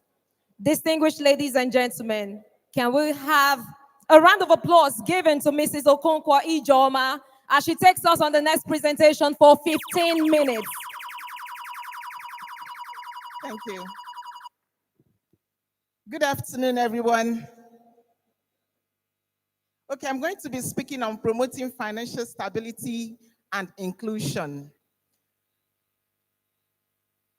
My name is Ijeoma Okonkwo, and I work with other financial institutions supervision departments of the CBN. The department supervises microfinance bank and primary mortgage banks. And we are talking about financial inclusion. We know the motives and the goals of financial inclusion. Financial inclusion is just a tool to achieving one of the goals of the Sustainable Development Goals of the United Nations. Number one of those goals, the number one is to end poverty. And the CBN, in its other mandates of promoting economic development, brings this kind of a program to just enlighten people. You know, you may be in the city and you may be financially educated and still be financially excluded. It's possible. And in the last presentation, you saw they say financial inclusion is providing a range of financial services that meets your needs at an affordable cost. 2 days ago, while we were in Enugu for the presentation, this kind of fair in Enugu, as I was doing my presentation, I had a lot of calls, missed calls from someone, an artisan that, helped me put solar lights around my street. And I was wondering why he called me so many times. So I picked my call and I called him. I picked my phone and called him back. I asked, I missed your calls. Anything? He said, Madam, I need your help. Oh, I need a BG. I need a BG.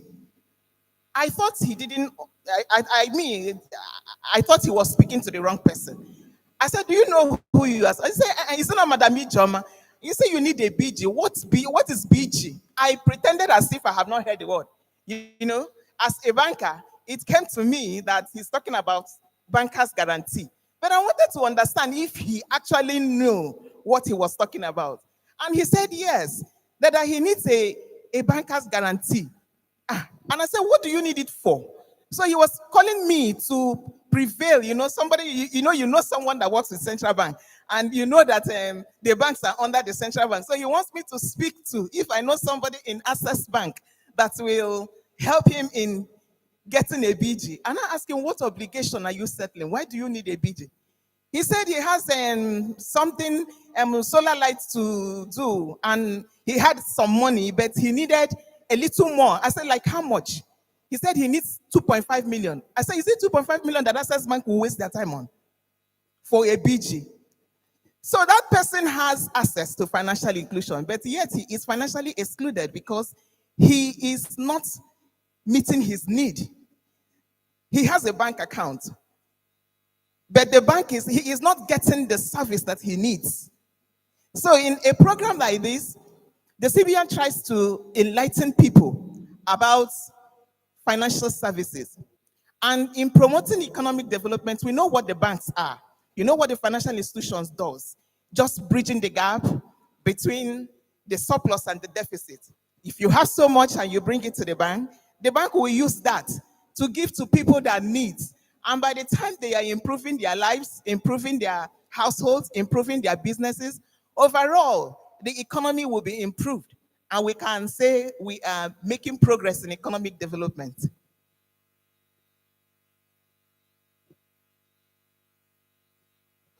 So in achieving our mandate of financial stability and in promoting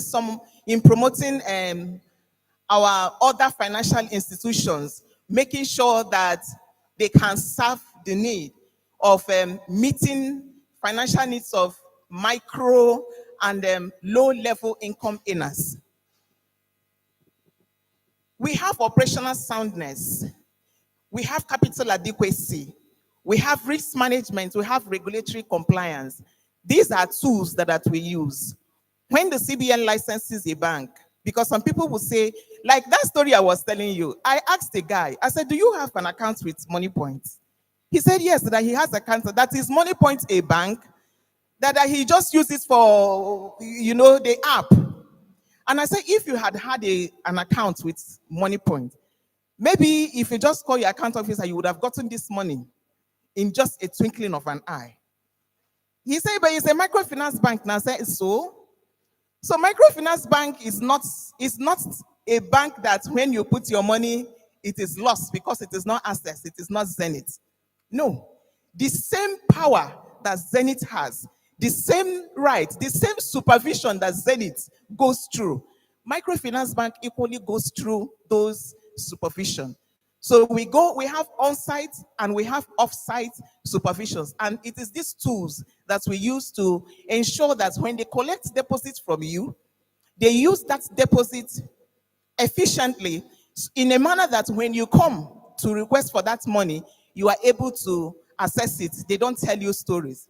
So in capital adequacy, we tell them, because some people come and you gave them, there was a bank that we went to supervise in Ilorin. The directors were just fighting. They were fighting that the money is theirs and that the workers there, the management staff, do not want them to share their money. And we asked them, Oga, how much is your money? He said, we set up the bank. How much did you use to set up the bank? Then the capital for a microfinance bank then was 20 million.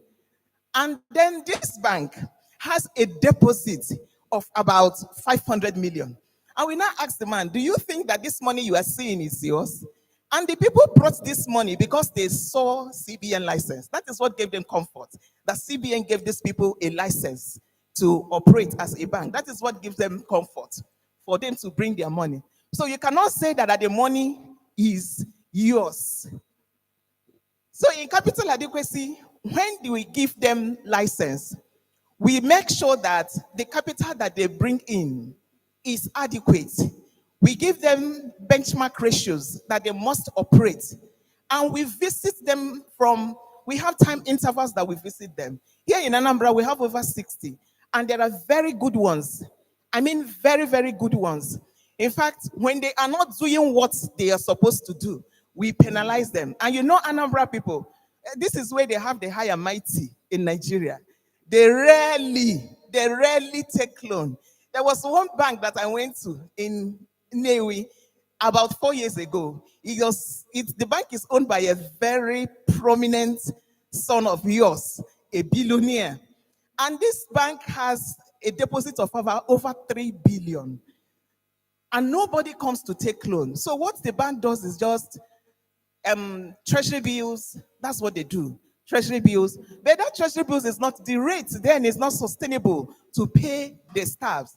So the chairman of that bank took a loan of 1 billion from that bank.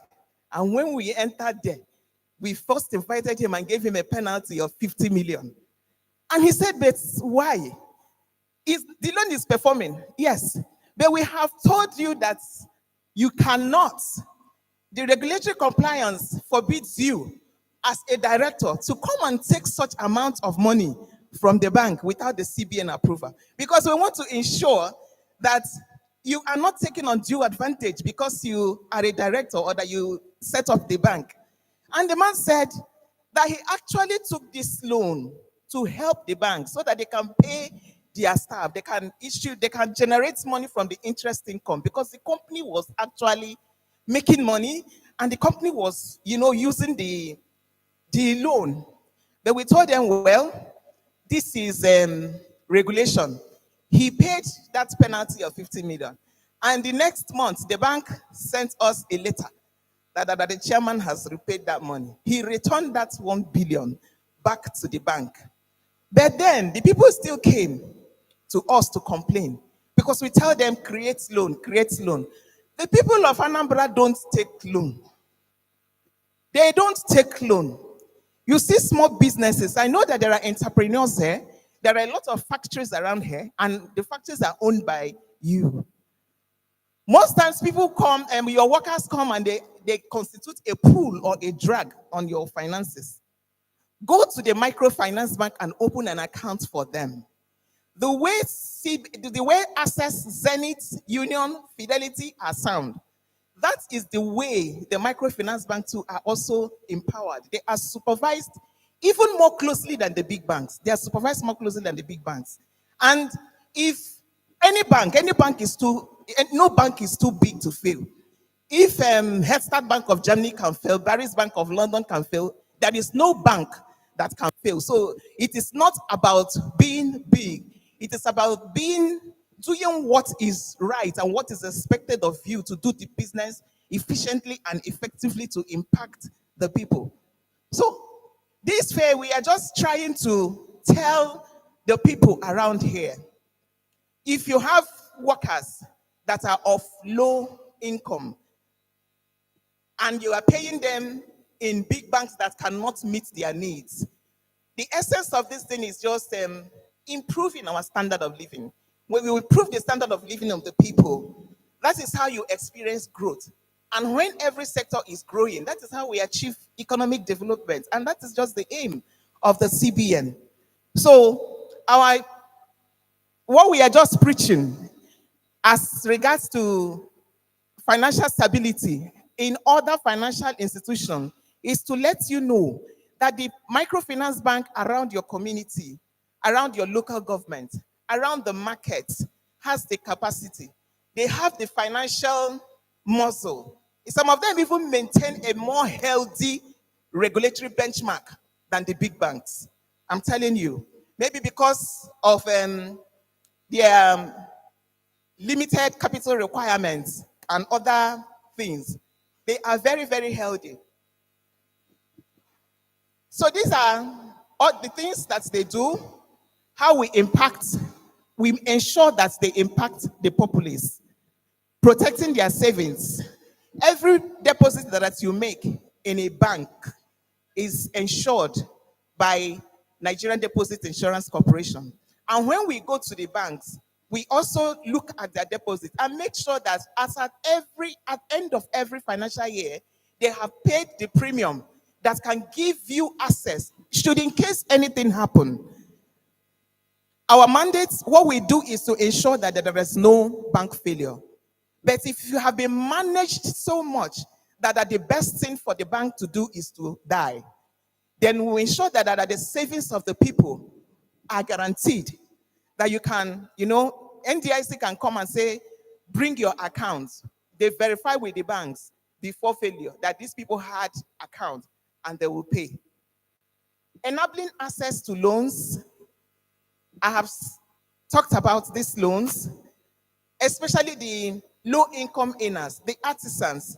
For that, my electrician that was looking for a BG, if he had walked into a microfinance bank that has been receiving his payments, it will not be a problem because there, they don't require so much.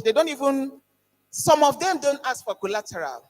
Me, as a staff, me that work with CBN, when I go to my bank where they pay me, do you know I had to write to my bank to give me a letter of non-indebtedness that I'm going to open my account in microfinance bank. It's no joke. It's no joke because I was not feeling what I wanted. I wasn't feeling what I wanted. So if you can have access to credit easily, then you will say, yes, I am financially included. I can walk up to my bank, I need this or I need that, and they give it to them, give it to you. Access to loans as well. We also have a benchmark that we use to monitor them when we visit. We look at what they have as capital, what they have as deposits, and the percentage of that which they have created as a loan to the customers. If they are not meeting it, we will penalize them because some of them, they will take the money and they will go to the Nigerian bond or treasury bills where it has no risk to just go and make money. But most of them will complain and say, we tell these people, but they don't come. If you are an artisan, maybe you have a business, you have a plumber, you have tools that you need to buy. There are a lot of products that you can access from they do leasing. They buy cars, they buy equipment in your name and in their name, and you will be paying gradually until you pay them down.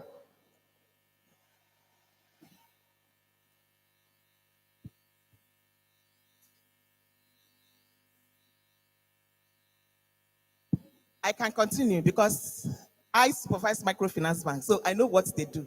And I'm here to promote them. The MFBs are here.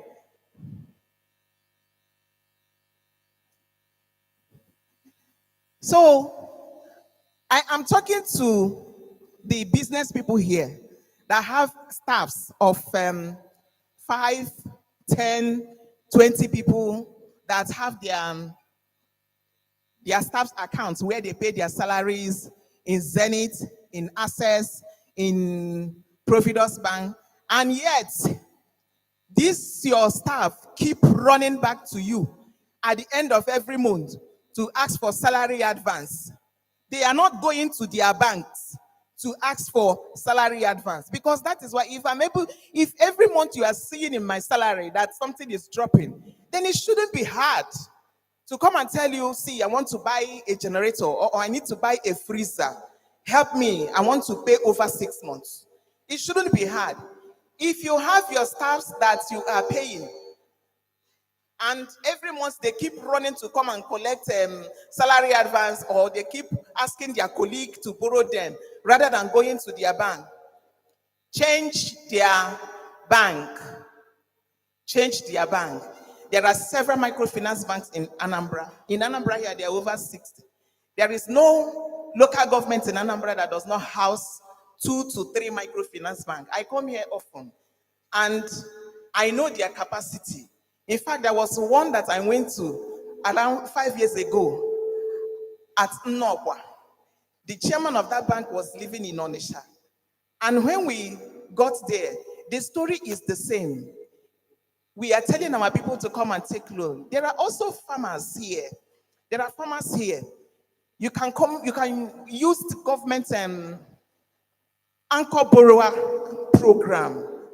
The anchor borrower program, they help you to get seeds, fertilizers, and it gives you access. The cash that you would have used to go and buy those seedlings, you use it to do other things, maybe to pay workers. And during the time of harvest, as you are selling, you are repaying. It is the microfinance bank that does all this program. And what CBN does, they try to promote establishing microfinance bank in local areas. If you bring an application to FPROD in CBN that's licensed, if your address of your proposed address is Awka, and another person brings application, their proposed address is Anam, they are going to favor Anam, because they know that inside Anam, they have farmers. Inside Anam is more in the rural area. I know that every part of Anambra is a big city, but we know that there are ones that are closer to the low-income earners and the agrarians. So these are what CBN also does to ensure reach to low-income earners and those that are financially excluded by ensuring that they license institutions in those local areas. So maybe you have investors that do not want to put their money inside an existing one, investors that want to set up a new one, encourage them to go to inside where they have the farmers. Anambra have a lot of farmers now. They grow rice here, they grow yam here. The best yam in Lagos is on the Shayam. It's grown here in Anambra. It's grown in Anam area. So if you have proposals, or you know people that have interest of setting up microfinance bank, you can just take the opportunity to move into your local areas. If you want the application to be swift, if you apply from Awka, they may not talk to you, but the application will be lying there. But once they see that the address is inside the local areas, they will start calling you and asking you for documentations that maybe you have not met, so that they will speed up the application to set up the bank. So, in summary, what we are saying is, for some of us that have the idea and have the knowledge of finance, the people that can operate savings and have access to credit, but you know you have a brother, or you know you have a staff that does not have the knowledge of what he stands to benefit from his bank. Encourage the person. Like I said, encourage them. Promote the use of these microfinance banks because they are top notch. They are top notch in granting credit to very low income earners. 50,000, 100,000. A microfinance bank can issue 1,000 credits in a day. In a day. When you are looking at their credit schedule, they have issued more than 1,000 credits in a day. 100,000, 50,000 to people. And these are geared towards promoting, improving their lives, increasing their businesses so that their standard of living can improve and we can have a better economy. Thank you.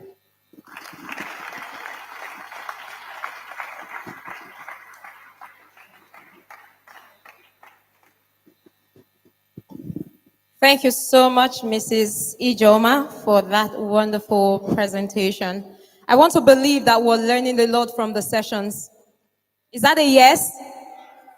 Amazing. Before we go on, I have to mention one of the importance of following us on social media platforms.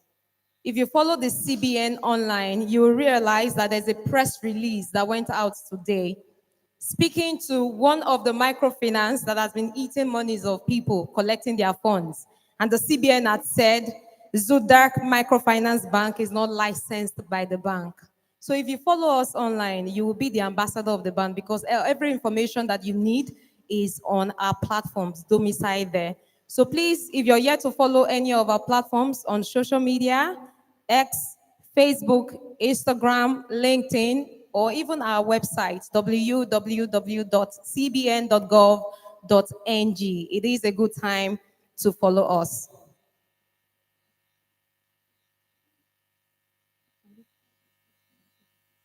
All right.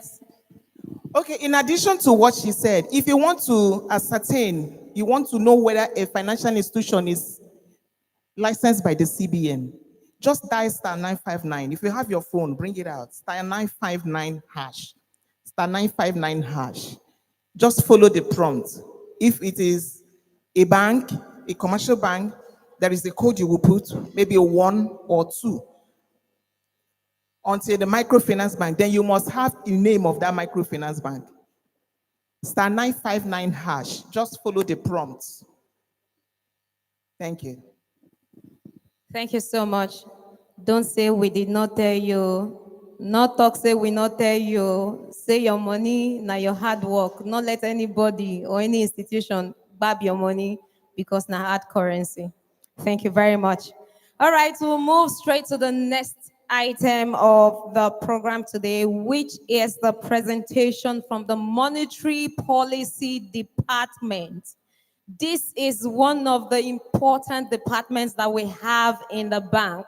And just recently, that department celebrated the 2 decades of existence within the bank and Nigeria. So, distinguished ladies and gentlemen, to present to us today is none other than Dr. Jimo Lukman Shehu. With a round of applause, let's welcome him for the 15 minutes presentation. Dr. Lukman, over to you. Thank you very much, Antonia, for giving me the mandate to turn everybody in this hall into economists within 15 minutes, regardless of the fact that people spend years in school to study. So permit me to rely on the protocol as been perfectly established, and then also allow me to add some pidgin into my explanations so that everyone here can follow and understand what we're talking about. My name is Dr. Lukman Jima, and I work with the Monetary Policy Department of the Central Bank of Nigeria. I want to start by asking a question. By show of hand, are there people here that are familiar with the Monetary Policy Committee, MPC? If you know Monetary Policy Committee, you've heard about Monetary Policy Committee before. Let me see your hand. Okay, very few people. Okay, very few people. Okay, so Monetary Policy Committee is the committee of the Central Bank of Nigeria that takes decision on interest rates and money supply on your behalf. And every now and then, we announce decisions of this committee in addition to additional information like outlook, like uh, the analysis of some of our indicators so that you can understand the reason why some of those decisions are taken. And I think it's very important that we start paying attention to some of these things because in those decisions, there are risks that comes out of it that affects you, and there are also opportunities that also affect you. So you are in better place, you are in a better position if you pay attention and you understand what the committee does. Okay, so we'll go to what monetary policy is. Monetary policy, na the actions we will take as central bank to control the value and volume of money supply. Why do we need to control money supply? We can just leave money, just continue to print money, continue to create electronic money and everything, and everybody will have so much money. Why can't we just do that? We cannot do that because it affects prices. And if it affects prices, it affects the welfare of everyone, including those of us here and those that are not here. So we have a mandate, we have a responsibility to ensure that the welfare of Nigerians are properly protected, that your income is not wiped away by inflation. So that is why it's important for us to control money supply. Uh, there's something we call in economists, they call the thing, say, too much money chasing too few goods, which is what is causing price instability. Too much money chasing too few goods. The other side of it is too small money chasing too many goods. And that one too is a big problem. And that one we call it deflation. And in deflation, what you have is that prices of goods and services will continuously go down. Some people will think, this is very good if prices continue to go down, but the deflation kills businesses. And if businesses die, you, the consumer that patronize those businesses, will also suffer. So it is also important for us to balance the thing so that the money is not too high and it's not too small. We are able to get that balance. That balance, now waiting with the strive to get that balance. Just get that balance. So, in doing monetary policy, there are certain objectives we they always try to pursue. One of those objectives, I've mentioned it several times, is controlling prices to ensure, say, price price no go up anyhow. The prices in the economy are relatively stable. It's not just jumping up and down. Because if prices, they jump up, they go down, they do anyhow, you cannot plan, both as a business and as a consumer. So that is number one. The second one, they say, they try to protect the value of our currency so that our currency will have strength. And how do we protect the value of our currency? You agree with me. Say if you dey produce something, you just dey produce and the thing dey increase, everybody get access to the thing, that thing will lose respect. There's an issue that happened in Germany. During the First World War, Germany printed so much money to finance the war effort of the government. The Central Bank of Germany printed so much money to finance the government, to support them in the war effort during World War One. And this created so much inflation. So you get one day where one man, you won't go buy bread. And to buy one loaf of bread, you need a wheelbarrow full of money. So the guy carried the wheelbarrow with the money, go the bakery. As he was having a discussion with the workers there, somebody stole his wheelbarrow and dumped the money on the ground. Why? Because the money has become completely useless because of overprinting. And then wheelbarrow is much more important than money full of a wheelbarrow. So that is why it's very important for us to protect the value of our currency by ensuring that we no to print too much money. And the third one, and I believe this is the most important one, is to ensure that the economy continue to grow. Because if we have stability, just as I mentioned earlier, people can plan.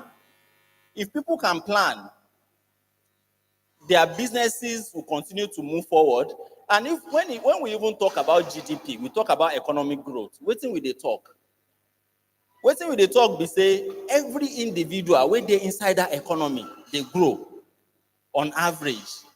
If you as an individual dey grow, your neighbor dey grow, the businessman is doing well, his business is growing, the farmer is doing well, the farm is growing. It is the addition of everything, all these things. That is what we call overall economic growth, and that is what we are interested in. So if you are not doing well, that means our economy is not doing well. So you have to do well, you have to grow for our economy to grow. And economic growth is also very linked to unemployment. They are closely related. When people are doing business, their businesses are growing, they can expand. And by expansion, they recruit more people, they can provide more jobs to more people. So it is very important. So this is the most crucial of all the objective that we have in doing monetary policy. Now there are some instruments that we use when we're doing monetary policy. I mentioned MPC, Monetary Policy Committee, earlier. If you pay attention to business news, you will see say sometimes you will see that they will say central bank monetary policy committee met so and then took certain decisions. They will now put those decisions on the TV. You should be paying attention to this thing. And those decisions, it is based on certain instruments that we use to control the level of money supply. One of those instruments, now wetin we dey call MPR, monetary policy rate. Monetary policy rate is what we use to control interest rates in the economy. If we see say money don dey plenty for economy, we want to find a way to reduce it, we will increase MPR. Because MPRs dey like signboard for banks and other institutions to see, so that when they see say central bank is increasing their rates, they will also mimic it and do the same thing. So it's an important instrument that we use in controlling interest rates. The second one be what we call interest rate corridor. The interest rate corridor, they like a band. It has upper band, it get lower band. And inside that band, it is what determines when commercial banks and other financial institutions comes to central bank to borrow money or to deposit their money. Now that corridor will determine the interest rates where central bank will charge them. If they bring their money to central bank, they deposit, we give them certain rates, the lower bound. If they won't borrow from us because we are the borrowers of last resort, we will give them certain rates at the upper band. So that band is what we call the interest rate corridor. And then we have what we call the open market operation. Open market operation, once in a while, when we see say maybe money is too much in the economy, we will just announce. Say central bank wants you to bring your money and invest in central bank bills and OMO bills. So when you bring your money to invest in those bills, it will give you interest rates as the gain for your investment. So that activity of doing that, we are withdrawing money from the system so that the money where they chase the few goods where they market will reduce. So that one is there, and it's an investment opportunity too. And then we have what we call cash reserve ratio. Cash reserve ratio is a portion of the money where you deposit for bank. Central bank will collect part of it and keep for central bank.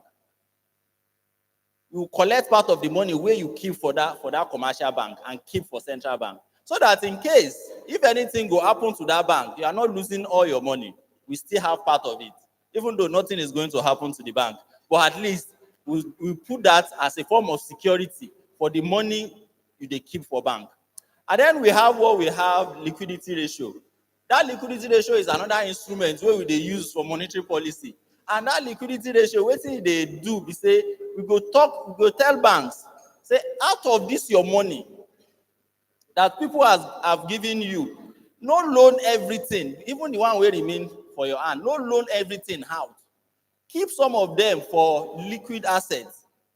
So that anytime anybody comes to the bank to say, I want to withdraw money, money must always be there for people to withdraw. Is there anybody here that has gone to his bank before that he wants to withdraw money and bank say, you cannot withdraw because you don't have money? That we don't have money. Yes, bank told you that we don't have money, you cannot withdraw. You need to change that bank. You are using the wrong bank. The only thing they can say is the network is down. That they don't have money. Or they don't have cash. There is difference. Money is different from cash. If you transfer your money from your account to another account, you are moving your money. That is not cash. But if you want physical cash, maybe you go to the bank and say you want a new note, 100 naira. They say they don't have. It's different. That does not mean if you want to move your money, you cannot move it. So your money is always there. So some of these things we do them to protect you, and some of them we do them to control the amount of money where they inside the circulation. So the activities we do under monetary policy is guided by law, but because the Central Bank Act provided that we must do monetary policy. And also it gets style where would they take do where would they use this instrument, different styles. There is one we call monetary targeting, another style or a framework that I call inflation targeting. And inflation targeting goes a step further beyond just checking the amount you have in the system. We also announce a precision rate. And the essence of that is if every individual in Nigeria is on the same page as to how much you want inflation to be, how much you want to make price go up or come down, it is easier for everybody to key in, both as consumers as sellers, so that the price will not be going up uncontrollably. So we have, can you move on? Okay. All right, so let me just continue. So we have those styles, and we're now moving to this, we're moving to this inflation targeting very soon. We're in the process of transition, and so many things are changing. It's part of the reform we're doing in the central bank. And then we have challenges in doing monetary policy. There are a number of challenges we have in doing monetary policy. And there's cost of liquidity. I told you about OMO. We withdraw money from the system, keep it for central bank. We are not using the money to trade or anything. We're just keeping it because we don't want to make price go up. We must pay interest rate on that money, and that to us is a cost. And then you have fiscal dominance, because there are two policies that are very important in macro economy, in managing the economy: the fiscal policy and the monetary policy. So there's a need to balance the two so that one is not affecting the efficiency of the other. So then we have structural issues. But I think the one that is most important and that affects you the most is the number one, the unforeseen shocks, which are uncertainties that come about. We can all remember during COVID-19, it's not something we expected. And the thing came, it affected everybody. Those are part of things that we need to deal with. And what do we do during COVID-19? We reduced our interest rates. We did what we call quantitative easing, pump money out so that the economy can continue to grow instead of it shrinking because of the impact of COVID-19. And then there's what we call policy lags. There are policy lags in our actions, such that some actions we take, it's not immediately that those actions will affect the market. Some will take 1 month, some will take 2 months, some will take 3 months before it impacts on the market. And that's why it's important for you to listen to what we are communicating all the time, because we put this as part of our communication to let you know that this thing may not affect the market immediately, or maybe in the next 2-3 months you start seeing it in the market. So that's why it's important for you to follow us and listen to us, check our website, listen to the news coming from Central Bank. And then we have the large informal sector. There are so many of us here. In fact, it's not just here. Throughout Nigeria, people don't like registering their company. So we have a lot of businesses that are out there that are not registered. And this is not helping our economy and is not helping the system. If you register your company, you have a better chance to get credit to expand that business. But some people will say that they will charge me tax. I don't want to register. I don't want them to know me. But the tax they are charging you, maybe it's just 5,000 naira. And then your business can grow by maybe 5 million naira. Which one is better for you? It's better for you to register and give them the little whatever they are asking you. So it is better for you to register so that your businesses can grow. When your businesses grow, the economy is growing. Next slide, please. And then these are some of the things we are introducing as part of our transition to new framework, to new style of monetary policy where we do transparency and communication. We are out here today communicating, dialoguing, showing what we are doing. And we also encourage you to follow our social media handles, check our website and the rest of it. You get a lot of information that we put out there. And the essence of putting those information out is for you. Because if you know, follow wetin we dey talk, even our policy cannot work that much. Because it is your action that we are trying to manage. So that, for example, if we tell you that prices of goods and services are likely to go up, if you are a business person, you go market, go buy the things where you can buy at that point and protect yourself from the higher prices. But if you no listen to wetin we dey talk, you no hear wetin we dey talk, you no go know. The other flip side of it is if you say prices will be going down, instead of you buying 10 now, when you know the price will go down, maybe in the next 1 month, you go just buy the little you need. You wait for that time when the price will go down. And that's why you should listen to us. So all this information is what we put there. In fact, even about interest rates, if you are borrowing money from bank, for example, to do your business, we will tell you when interest rates will go up, when it will go down, so that you can protect yourself. If you know interest rate is coming down, you will not borrow at high rates. You wait. Let the interest rates come down before you borrow. And if you know say interest rates will go up, and we don't tell you this thing before, you will quickly borrow wetin you wan borrow now and do wetin you wan do before the interest rates will go up. So that's why transparency and communication are important. Then we have fiscal coordination. I mentioned this earlier. Independence, credibility. Central bank credibility is very important. When we tell you that we want to do something, we want you to believe us that we will do that thing. We are assuring you that we will do that thing. And if you believe us that that thing we say we're going to do, we will do it. Anytime we push out policy, you understand and you also follow what we are doing. Then we have improving financial inclusion.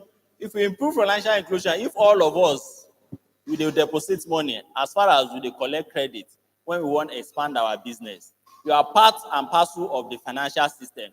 That way, we have more people in the financial system such that when we put policy out, our policy will be much more efficient.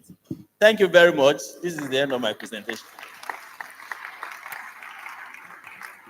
15 minutes. Thank you so much, Dr. Lukman, for the wonderful presentation we received from your department, Monetary Policy Department. Once again, let us appreciate him with another round of applause. While the presentation was on, a very important dignitary walked in.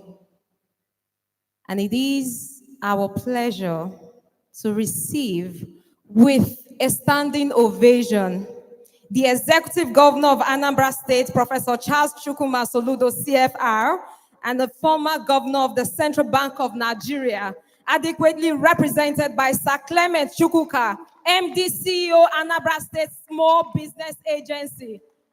With the standing ovation and a round of applause, let's welcome him as he takes the podium for the goodwill message. We have to receive the goodwill message from the governor now before we proceed with our presentation. Please, you may be seated while we receive him on the high table.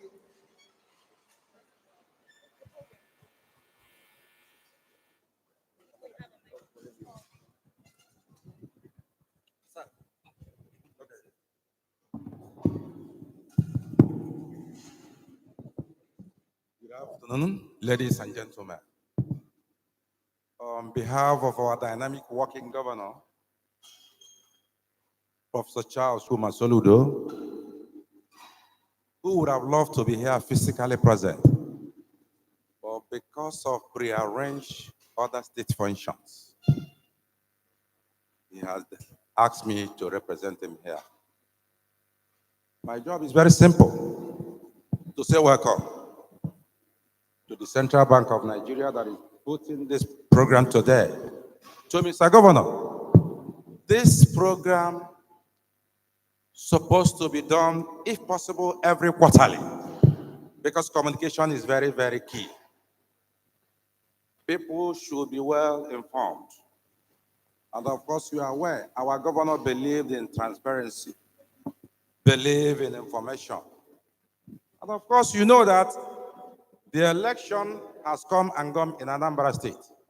And Mr. Governor has won last 21 over 21. I hope all of you are fully aware. So this is key. He says I should communicate with you. You are aware of the program Mr. Governor is doing in Anambra State, creating an enabling environment. What the central bank is doing here is nothing more than creating an enabling environment for the financial inclusion to operate very smoothly. For everybody, especially I can see the students, the corpers that are here. If everybody comes on board and understand the importance of, what this program is all about. Because for me, this business of money management is very key. Money is like the blood in human body. Remove money, you are dead. Remove blood, you are dead.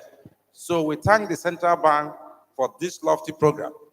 The Anambra State government is saying that we would want this program to be replicated at least 2 times in a year.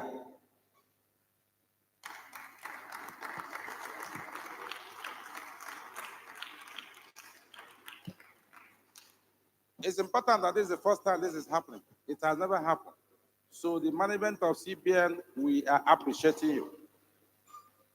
In Anambra State, I'm sure you've been here maybe yesterday, the day before. The security is top-notch here. You can go around, if you are from other states, Abuja, whatever, you can go around and see what the governor has done. When you are out of Anambra, people are talking about insecurity, the coppers. Anambra is the best state to function because we are 100% secure.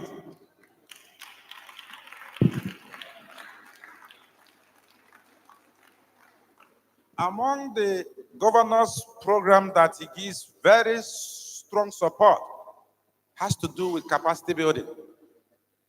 This is the only state that Mr. Governor says he cannot hire anybody that has no table, that has no business.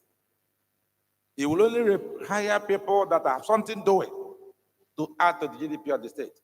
For those who don't have, what he has done is to say, train them under 1 youth, 2 skill. I hope you are hearing about 1 youth, 2 skill. 1 youth, 2 skill. Inclusive of the corpus. If you are new here, you will be involved. By the time you are finishing your program, you must have been trained with a number of resources on 2 skill. If you travel out of this country without skill, no business. You'll be looking around. So Mr. Governor is doing it, and that's why this capacity building today is key to our state, key to all the government functionaries that would have been here, but because of other arranged state duties. So we're saying that you should take serious, you be very, very serious with all the trainings, that are going on here. And then we will expect the central bank to take this more seriously.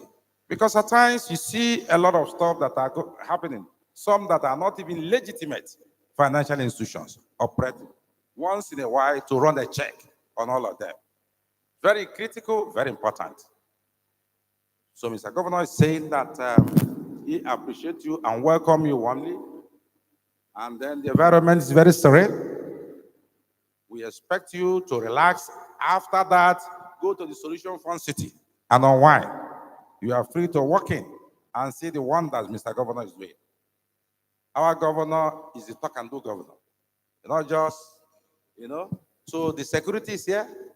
Go and see the lighthouse, the new government house put in place by Mr. Governor, and all the projects that are ongoing, so that as you move on, you begin to appreciate that in Anambra State, everybody is key. We value everybody. We are very hospitable. Our governor, of course, has to be the only governor that was once upon a time the central governor of Nigeria. No other governor. I think you should give me a clap. The only state governor that has been the governor of once a while, governor of Central Bank.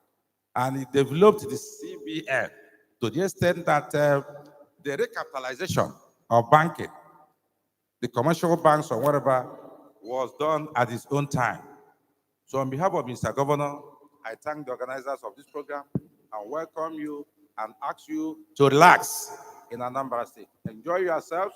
When you are done, you can even put up 1 week more or so. The state is free. Thank you. Thank you very much.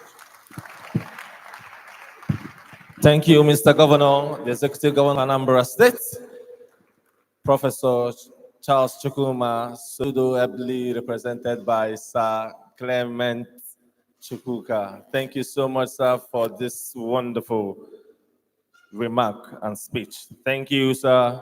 Thank you. So moving forward, without further ado, we would want to go for just a very quick lecture. It's not going to take too long. 10 minutes tops, we're done. I'm going to be calling Miss Tule Precious, Payment System Policy Department. Miss Tule Precious, please, a round of applause for her, please. I'm sorry, ma'am. A round of applause for her, please. If your hands are not too busy. Thank you. Thank you. Thank you. Good afternoon, everyone. My name is Precious Tule. I'm from the Payment System Policy Department. We're in charge of writing guidelines that govern the operation of the payment systems in Nigeria. So you'll see some of our guidelines in operation, like the BVN, the agent banking, the QR code, the contactless payments, and many more. So quickly, I'll take you through the Nigerian payment system. What exactly is a payment system? When you hear that, what's the first thing that comes to mind? So a payment system just involves everything that goes on when you transfer value, you transfer money from one person to the other person.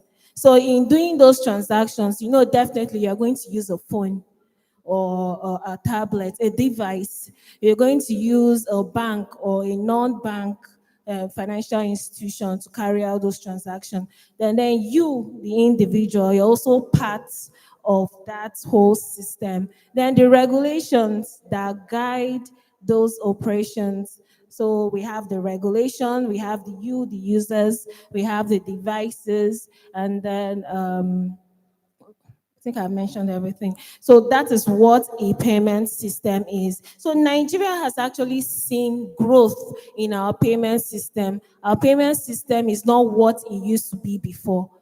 Before, we were a high cash denominated payment system. Before, you could not go to the market and say that you want to just go and do a transfer. nobody will even accept it. You had to carry cash, even if it means holding 500,000 or 1 million that you want to go and carry out a transaction. But nowadays, you can confidently say, oh, I'm going to the market and I don't need to hold cash. I can just quickly do a transfer. I can take my card and withdraw and pay, or I can even use my card to pay with the POS. Our payment system has advanced so much. Before, you could have just very few bank branches in rural areas, but now, even without the banks, you have POS agents, you have mobile money operators, you have different payment channels that are available for you to carry out transactions. Recently, Nigeria was awarded an award for our payment system, which is called the NIBS instant payment. What exactly is NIBS? So NIBS is what connects from one bank to the other. Prior to now, but prior to the 2000s, before all this came about, our payment system was so poor that one bank could not do transactions with the other bank. To transfer from one bank to another was very difficult. But now, with the introduction, the establishment of NIBS, you can do a transfer from this bank to another bank and you will get the value for your transaction. That came about because of NIBS. And because the introduction of NIBS, okay.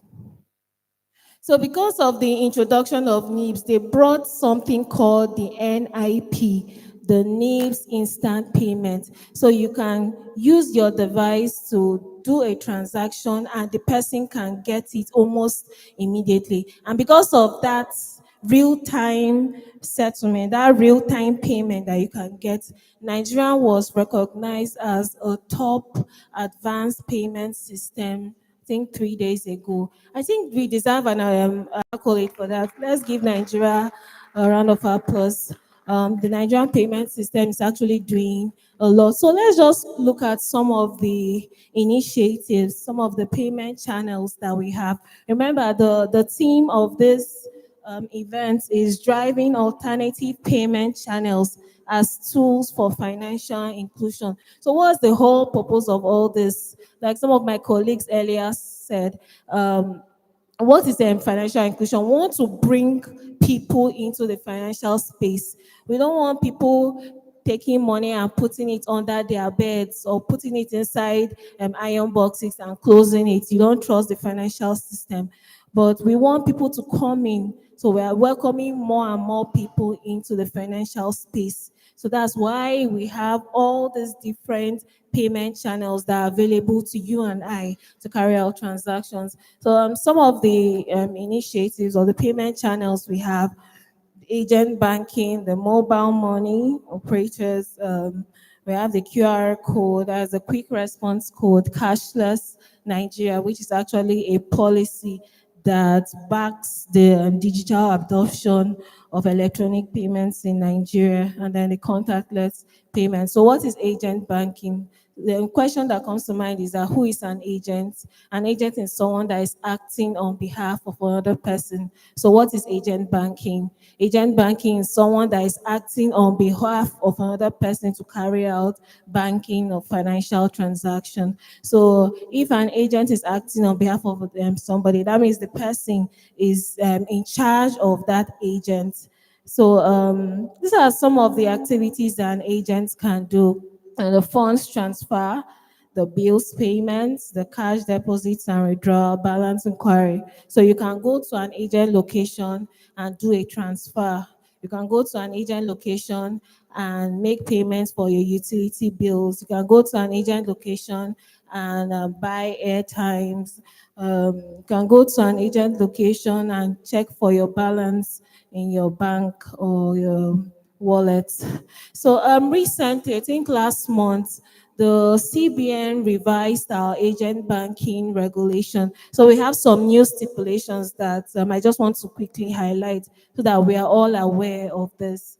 So our new regulation brought a new initiative called the geotagging or the geofencing that has to do with the POS device. So now the CBN is saying that we're going to create an electric boundary, sort of like an electric boundary, that you cannot take your POS outside that boundary to carry out an operation. So for instance, this hall now is registered as a location for where you you operate your POS device. If you step out of this hall and go outside, you cannot use that POS to carry out transactions beyond that specified location where your POS is registered. Exclusivity of agents. Before now, agents could have many principals. Remember who I explained who a principal is. I remember I explained who an agent is. So before now, an agent could have many principals as they wanted. But now, the guideline is saying that we want one agent to one principal. Why the question that comes to mind is that why is CBN doing this? We want to be able to supervise these agents properly. We don't want agents to have so many principals that is now becoming so hard to be able to supervise them. So when you now have one agent to one principal, the CBN can fully see and is more the transactions are more transparent. You know, when they say many hands spoil the soup. So when you have many people overseeing one person, nobody's actually overseeing that person. Then transaction limits. So the transaction limits have been placed on your POS devices. For individuals, that's 100,000 daily and 500,000 weekly. Then for the agent himself, the agent's only allowed to carry out 1.2 million daily on that device. Designated and branded agent locations. So now we want agents to operate in strategic places. We don't want people just operating under umbrellas. We want it to be branded and well identified. So if I say that I'm an agent, I'm operating here, it should be seen clearly that I am operating in this location. The next slide will show that clearly. Then service charge and display. So an agent that's operating in a specified location is going to display the charges of all the services they are going to be carrying out for customers. Dedicated accounts. Agents are no longer allowed to carry out transactions with their personal accounts. Remember, I said that an agent is operating on behalf of the principal. So that means that the principal is going to provide an account, a dedicated account that the agents will carry out transactions through. So, like my previous slide said, I said that it's going to be a dedicated display. So this is how it's going to look like, something like this. So we don't want agents just operating anyhow on the streets. We want them in kiosks, some structures like this, and then you're going to put the name of the principal that you are representing there, and then the charges of all the services you're going to offer is going to be on display. Okay, so another payment channel is the mobile money. What exactly is a mobile money? It's just the use of mobile devices to carry out bank payments or banking transactions. So why did this come about? This started because we had banks that could not go into the rural areas. We had fewer bank branches. So many banks did not have branches in these rural areas. So to ensure that we drive that initiative of the financial inclusion to bring in more people into the banking and the financial space, the CBN came up with the mobile money.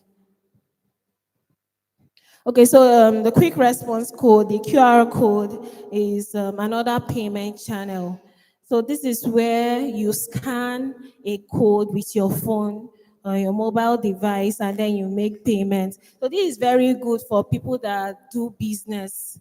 You can just print out the code, and then you paste it at different locations in your shop, and then people just go and snap that code and then make payments. The cashless Nigeria, which is actually the cashless policy. Like I earlier said, it's not a payment channel, it's actually a policy that drives the adoption of electronic payments in Nigeria. So we are not trying to eliminate money or physical cash. When you hear cashless, you will be thinking that, oh, we don't want to do cash again, we want everything to be electronic. No, that's not the essence of the cashless policy. The cashless policy is to reduce the amount of physical cash. So we want to encourage you to actually adopt more or alternative electronic payment channels that we have. Then we have the contactless payment. The contactless payment is another payment channel where you can use your phone or you can tap your card on a payment device to carry out transaction. So how this works is that maybe the trader has a POS, and then I can just take my card and tap that POS device and make payment. Or the trader has a phone that's enabled for contactless payment, and then I can tap my card, or I can take my phone and put it close to the trader's phone, and then I can carry out transactions. So the CBN's guideline on this stipulates that the minimum transaction you can do on this is 15,000 initially, and then you can do 50,000 cumulatively. So how do you know that your payment device or your card is enabled for contactless payment? It should have that Wi-Fi logo. So if you look at your card and you see a Wi-Fi logo on it, or a Wi-Fi logo like this that's inside a circle, that means that that card can be used for contactless payments, or even a POS device.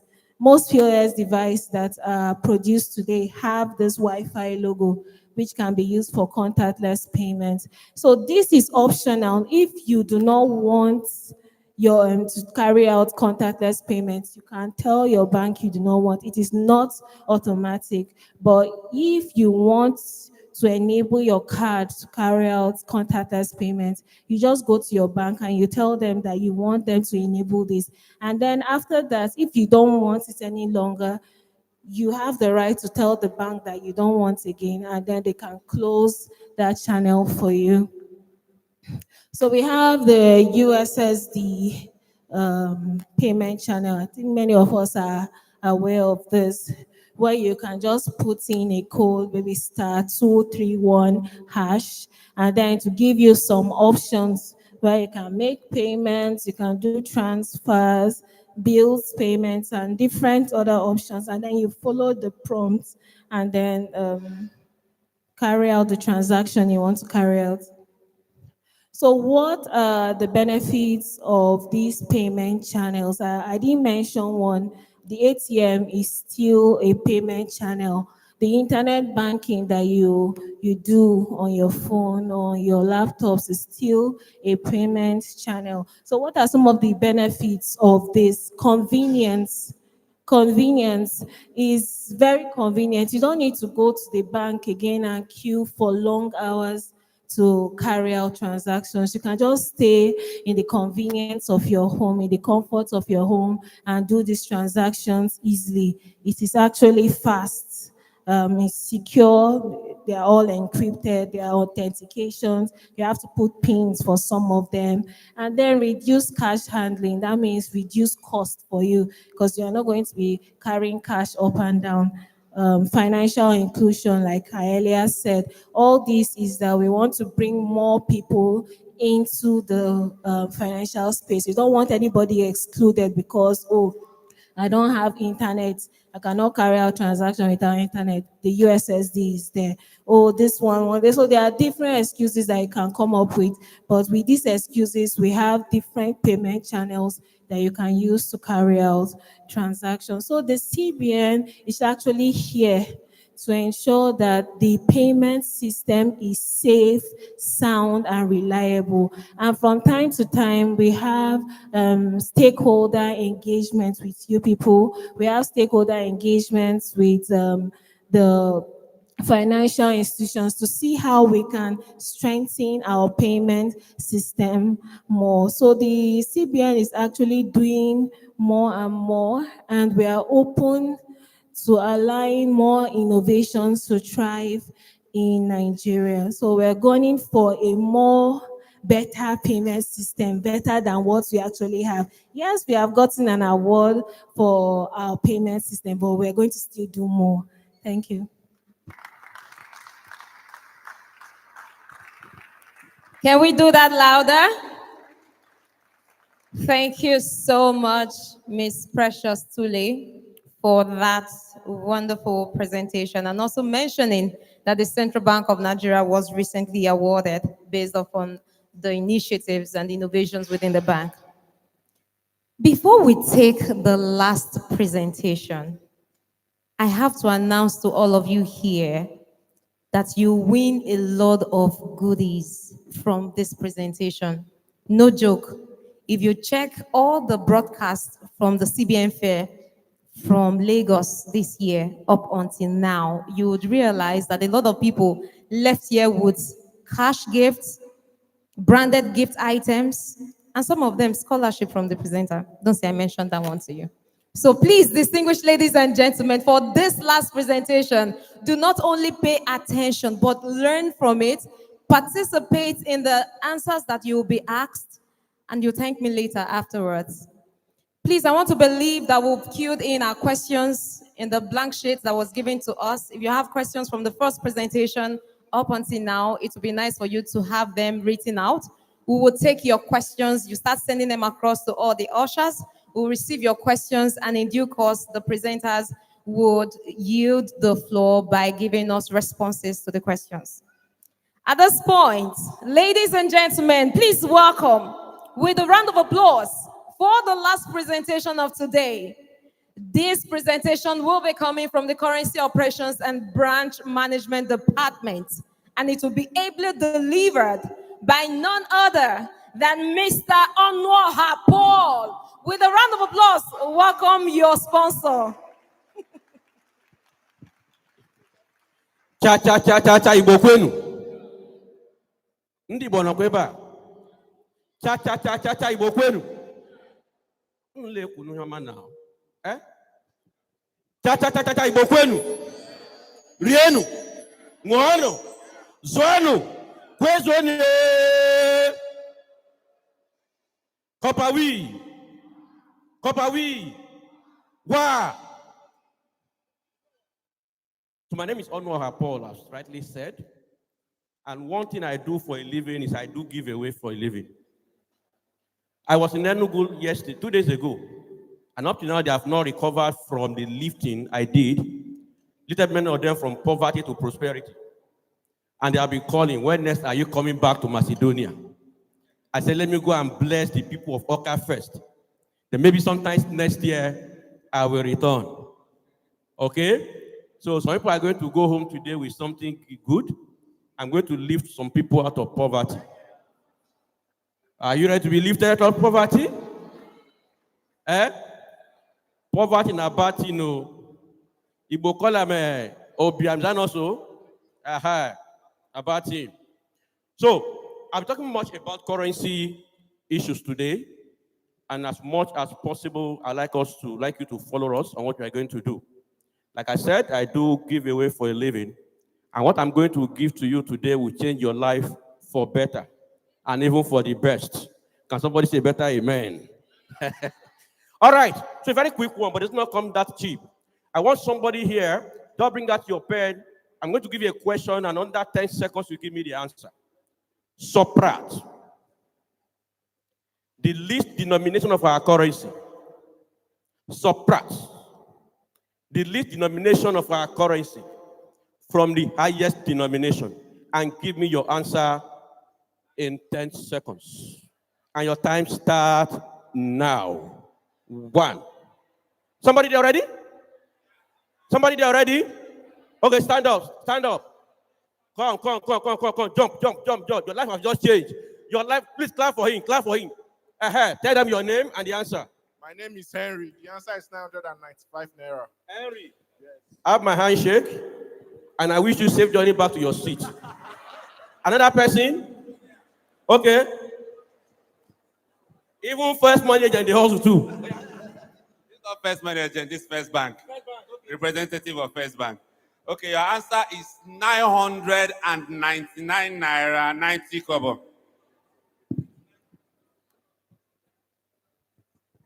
Go back to your seat. All right, Copper. Copper, double up, double up, double up, double up, double up, double up, double up, double up, double up, double up.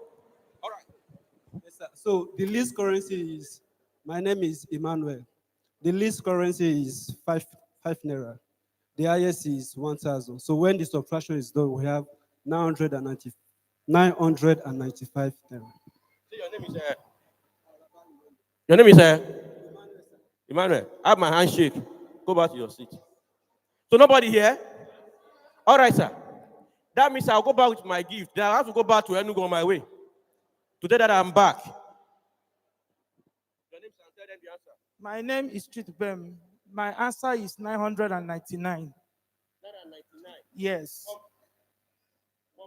No, just 999. 999.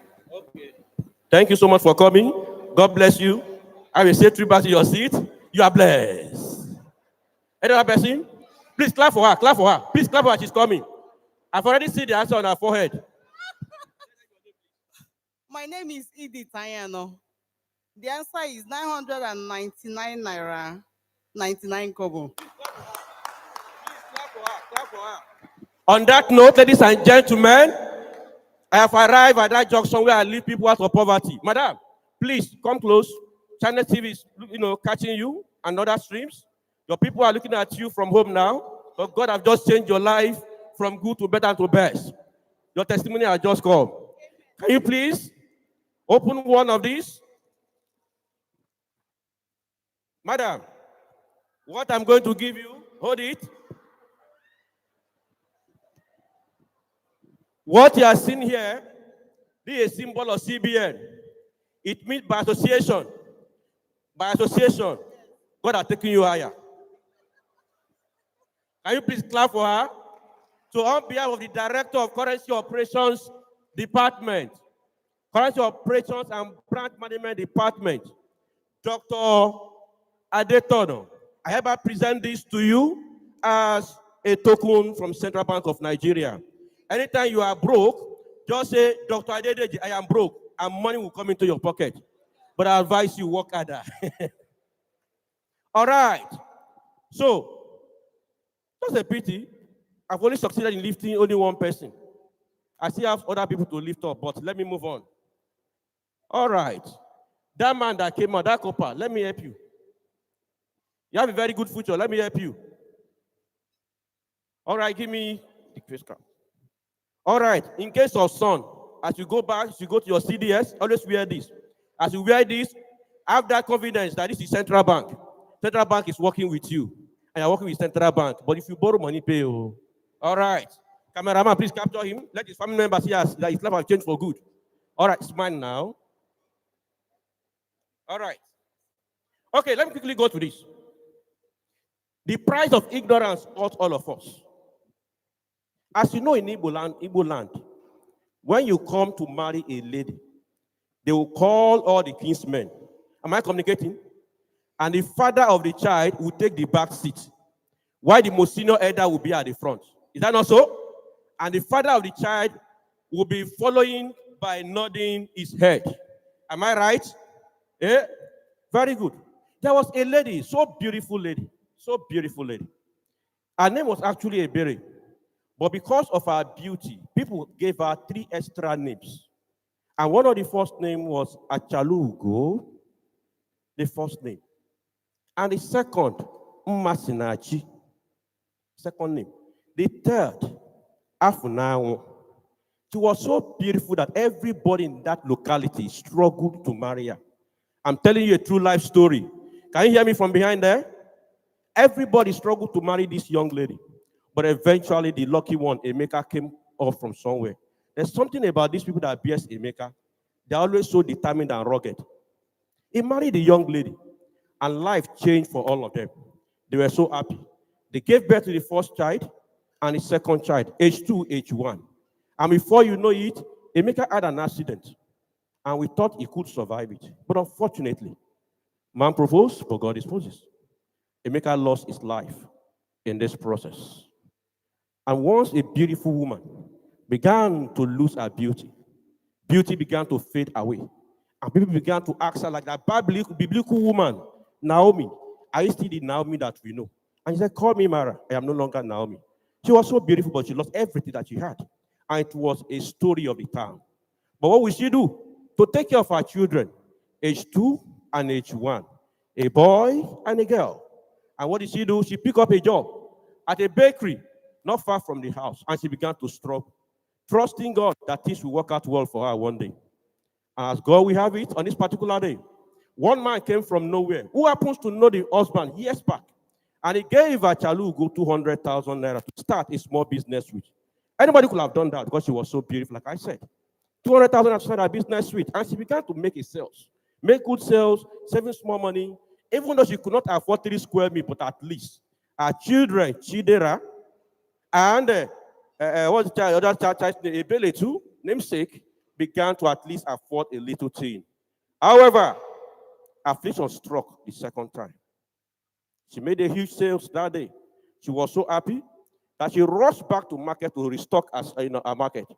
And before you know it, the Alhaji told her that all the currency you brought to me were all fake.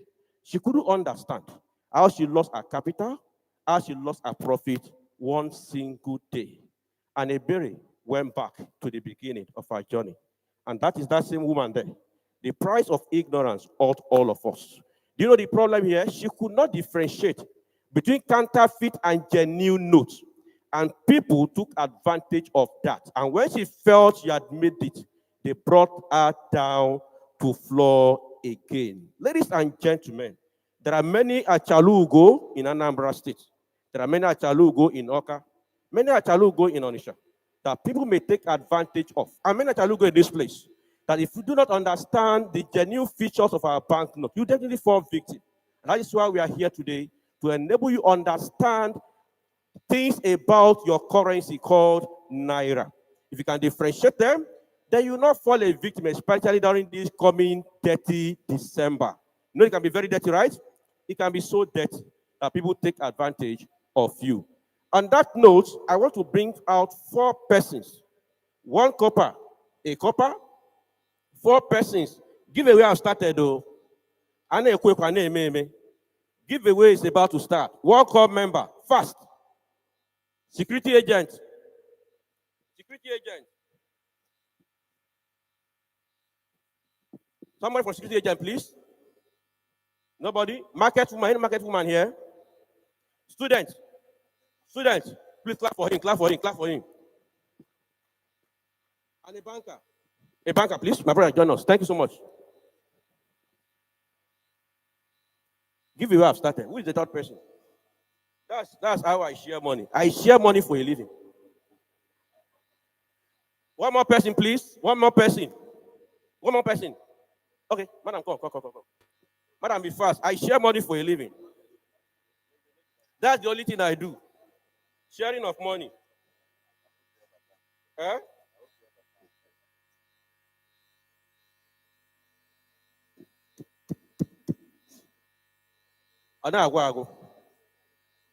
Money in water. All right, look at the note you are having with you there. Open the note very well. Look at the note very well. You love it, right? Now, good. I'm going to give you a microphone. Tell us 2 security features on that note. 2 security features on that note. Just 2 on that note. Okay? Be fast, please. Okay. The first one I'm seeing here should be the silver imprint in between. The serial numbers there, the 2-1. What do you call that silver? I don't really know. The first one I see that is also important is a background image. What? A background image. Background image. Okay. All right. How about the second one? The second one is the signature of the governor. Okay, give it. Okay, so you have the hologram on it. right? Then you also have the silver lining on it. You also have the serial numbers. So one of the features is for the very genuine money. The silver lining is very strong. It's a plastic that is not tearable. So any money that can tear from that point is fake. That's number one. So when you look up and you look, you also see the picture of the same picture that is represented in that particular note is also inside the circle and also have a CBN written on it. The security picture I can see is the serial number, then the line and the signature with. Let me start from my brother here. Please clap for him. He's a real banker. He's a genuine banker. That's a banker, they will tell you, I mean. Once somebody starts his statement, I mean. Then he'll say, answer no day. But I must really commend him. He's a real banker. Okay, good. Now, this banknote you are looking at, we've seen a situation whereby some counterfeiters, they opened this note into two. This note into two. And they brought counterfeited part of it. Come with this one. Okay, we call it compost note. Come with this. And if care is not taken, you collect the note from them and you think you have the new note with you. Now, look at this. Like he said, this metallic thread, outside it looks broken. Is that not so? This thread looks broken. But when you lift it up, it's what? It's continuous. And the thread came with the note, with the paper, directly from the factory. So counterfeiters cannot do anything about it. So what they can do is to put silver lining or anything on top of this. But inside is continuous because it was built into the paper. And if you care to know, this is not just paper, this is cotton wool, it's cotton.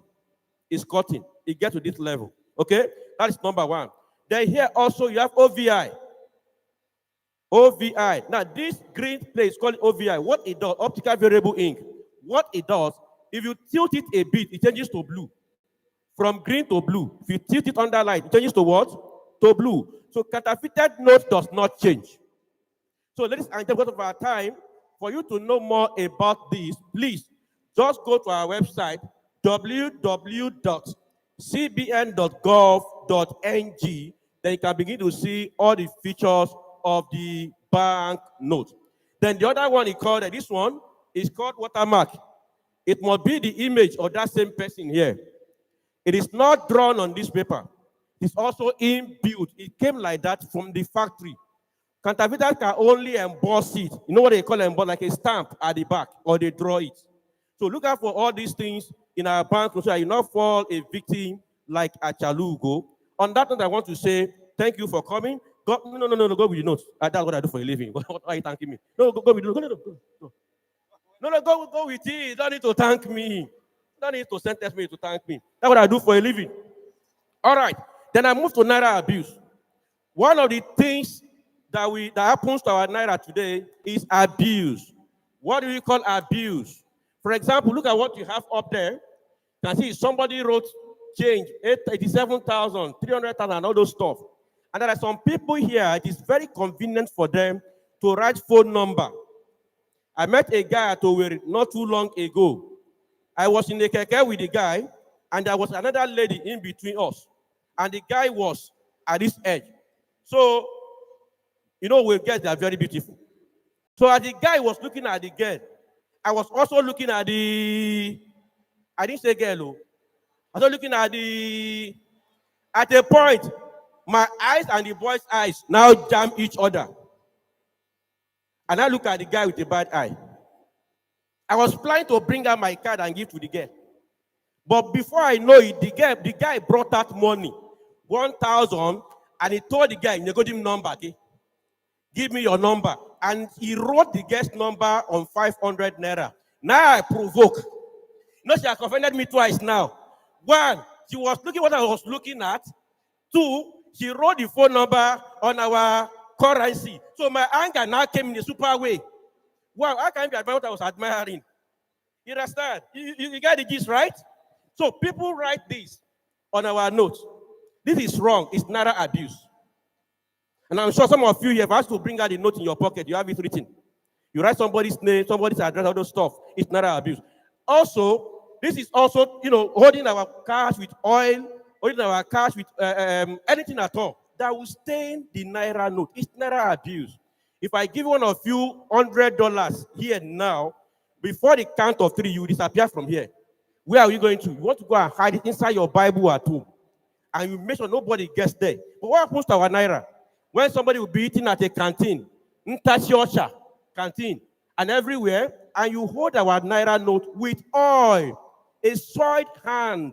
It is what? Naira bills. It is what? Naira bills.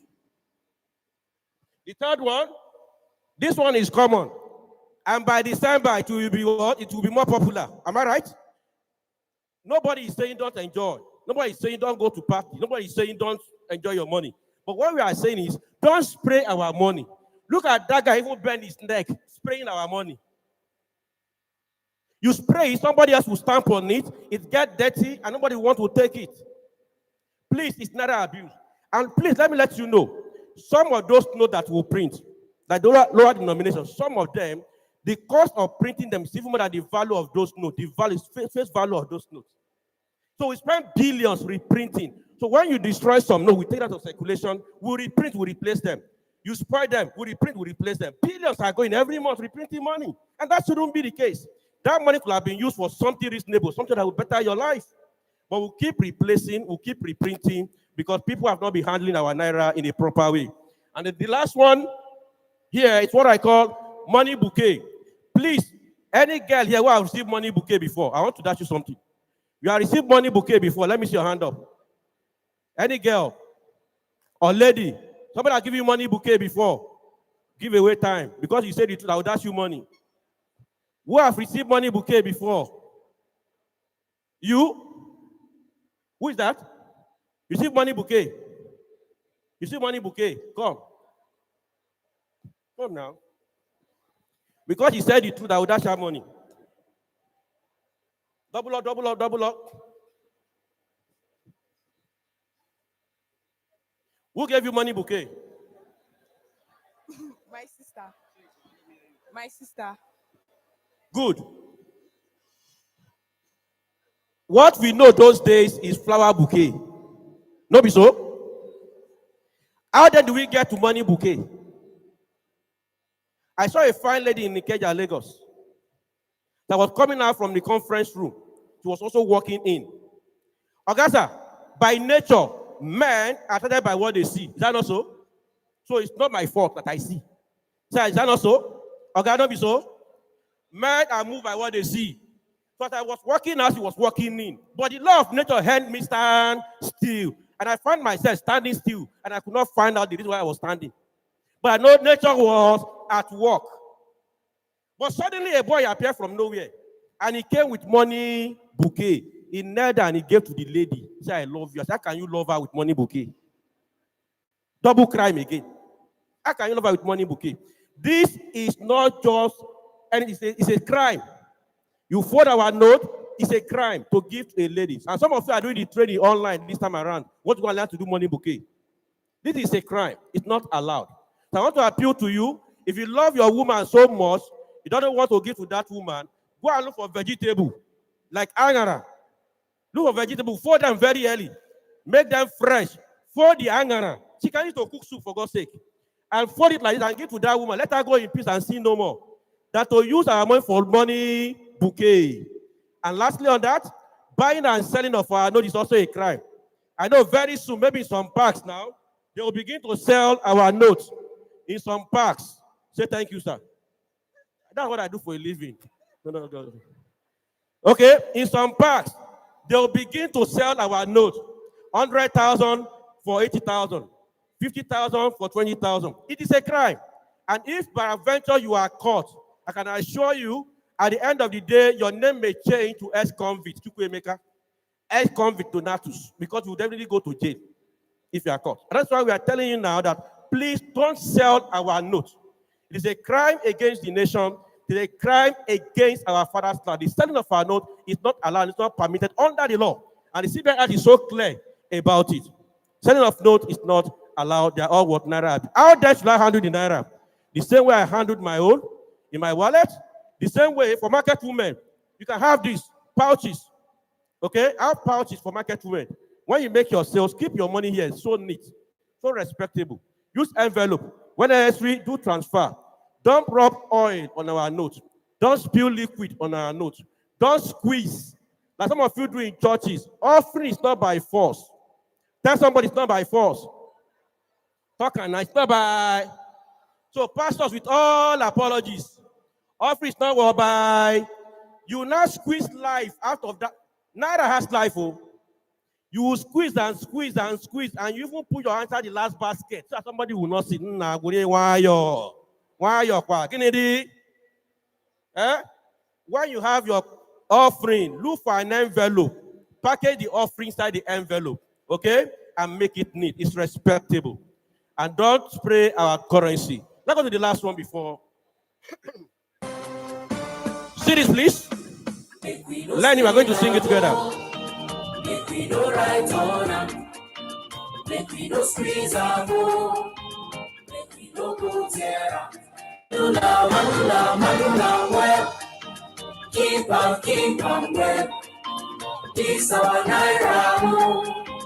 Now we cry. My people, make we dey handle our naira with care. Naira note no be writing pad. Make we know the right on top am. No squeeze am. Arrange am well. Keep our naira clean. Keep am neat. Madula, well. Keep am well. This our naira. Now we cry. This message now from the Central Bank of Nigeria. We are going to sing it together and I'll take my leave. All right? I'm going to sing this song together. What I'm going to do here. I want 10 persons to join me. 10 persons. Bankers, coppers. Anybody please join me. 10 persons. Please join me here. Before the count of 10. 1, 2, 10 persons. 3, 4, 5, 6. Identify with. This is not easy. Don't rush yourself. Don't fall. There's enough in my father's house. Don't fall. 10 persons. Okay? How many are you now? 3, 4, 5, 6, 7, 8. Bros is even squeezing. Allow bros to enter now. How many of you? 3, 4, 5, 6, 7, 8, 9, 10, 11, 12, 13, 14. Okay? As my character. As God created me. So pray may reach you. If you don't reach you, go back to your seat. So let me start from this other species. All right? The species that love money most. Say thank you, sir. It's not easy. It's not easy. It's God. It's God. Why, your man? You don't need to beg to get around. It will go round. It will go round. It will go round. Madam, wait till you look me like say, look at them play.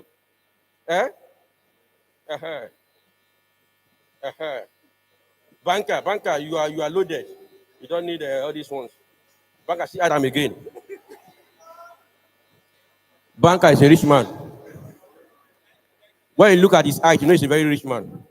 So let me also hold one. All right? We're going to do this together, please. Give space. We are going to dance. Yeah, we are going to dance, okay? Give space. Yes. So you're not afraid I dash you money. All right? Give space, give space, give space. No return, no. I need you. Give space ahead. We are going to dance to the song together. All right? I will be at the middle. I want to dance to the song together. Is that okay, right? Good. So please, what you do for us, everybody, pick up a note in your pocket. Just pick up any naira note. 50 kobo, 5 naira, 10 naira, 100 naira. Just pick it up and rise up, please. Please, pick it and rise up. Don't forget, you have viewers watching you from home, please.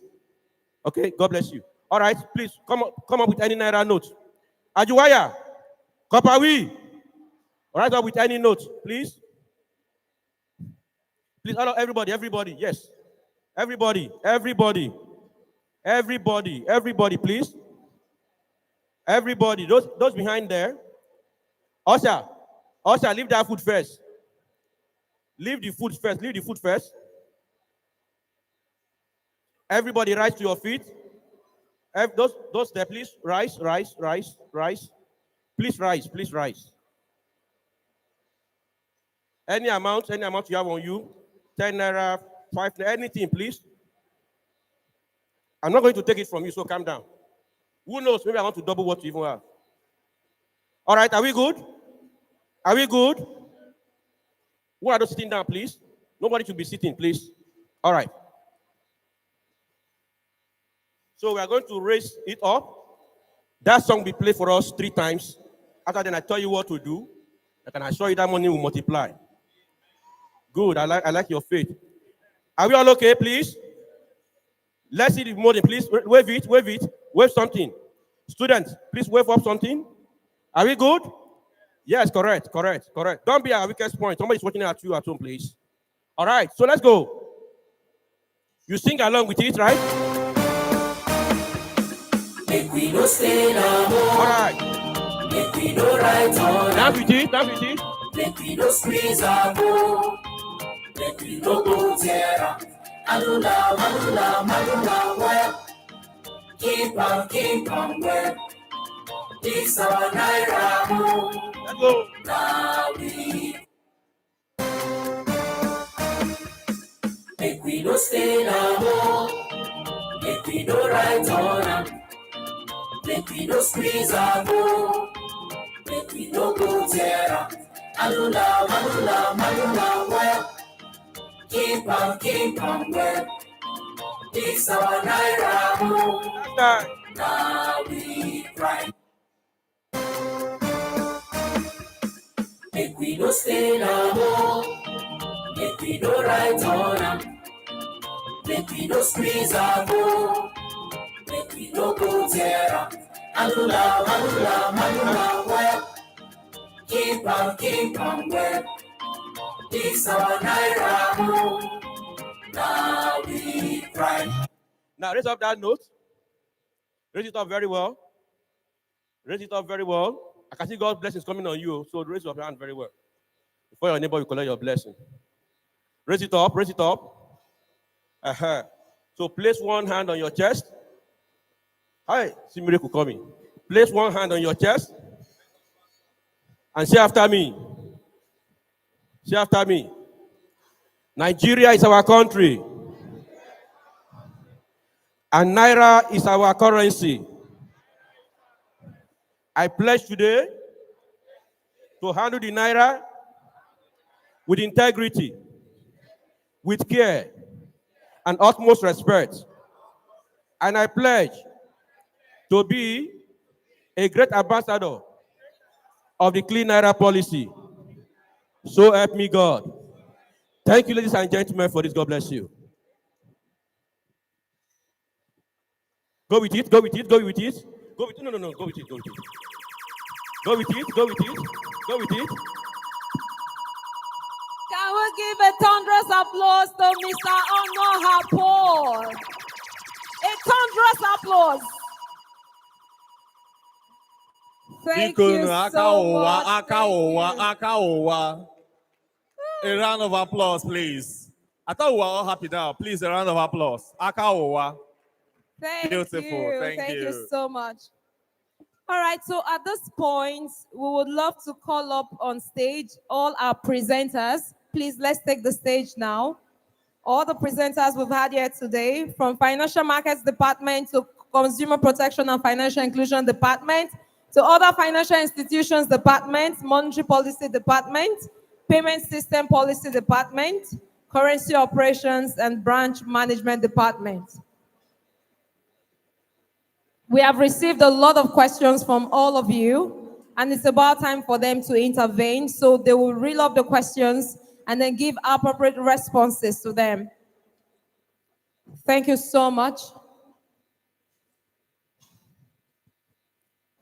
Please, let's remember that these questions were written out from you. So it is important for us to listen to them and take down the necessary notes as they respond to your questions.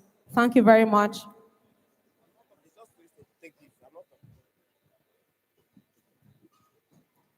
Thank you for staying with us up until this time.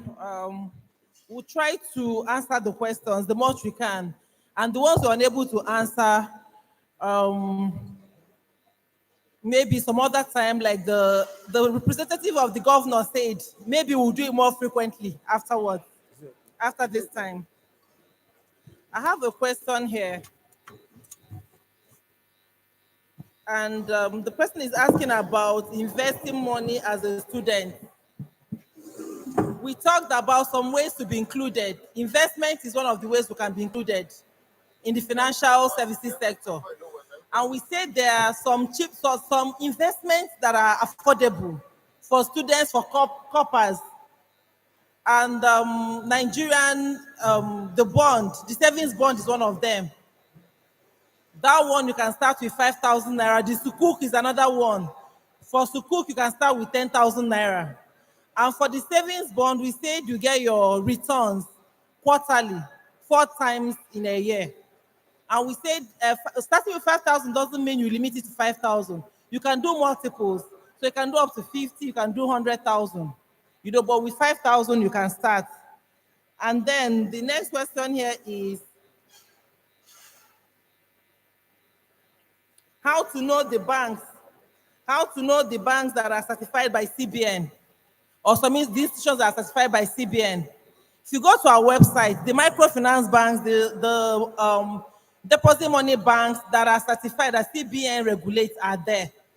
And so I know that the MC mentioned our website, www.cbn.com. So you can see that one there.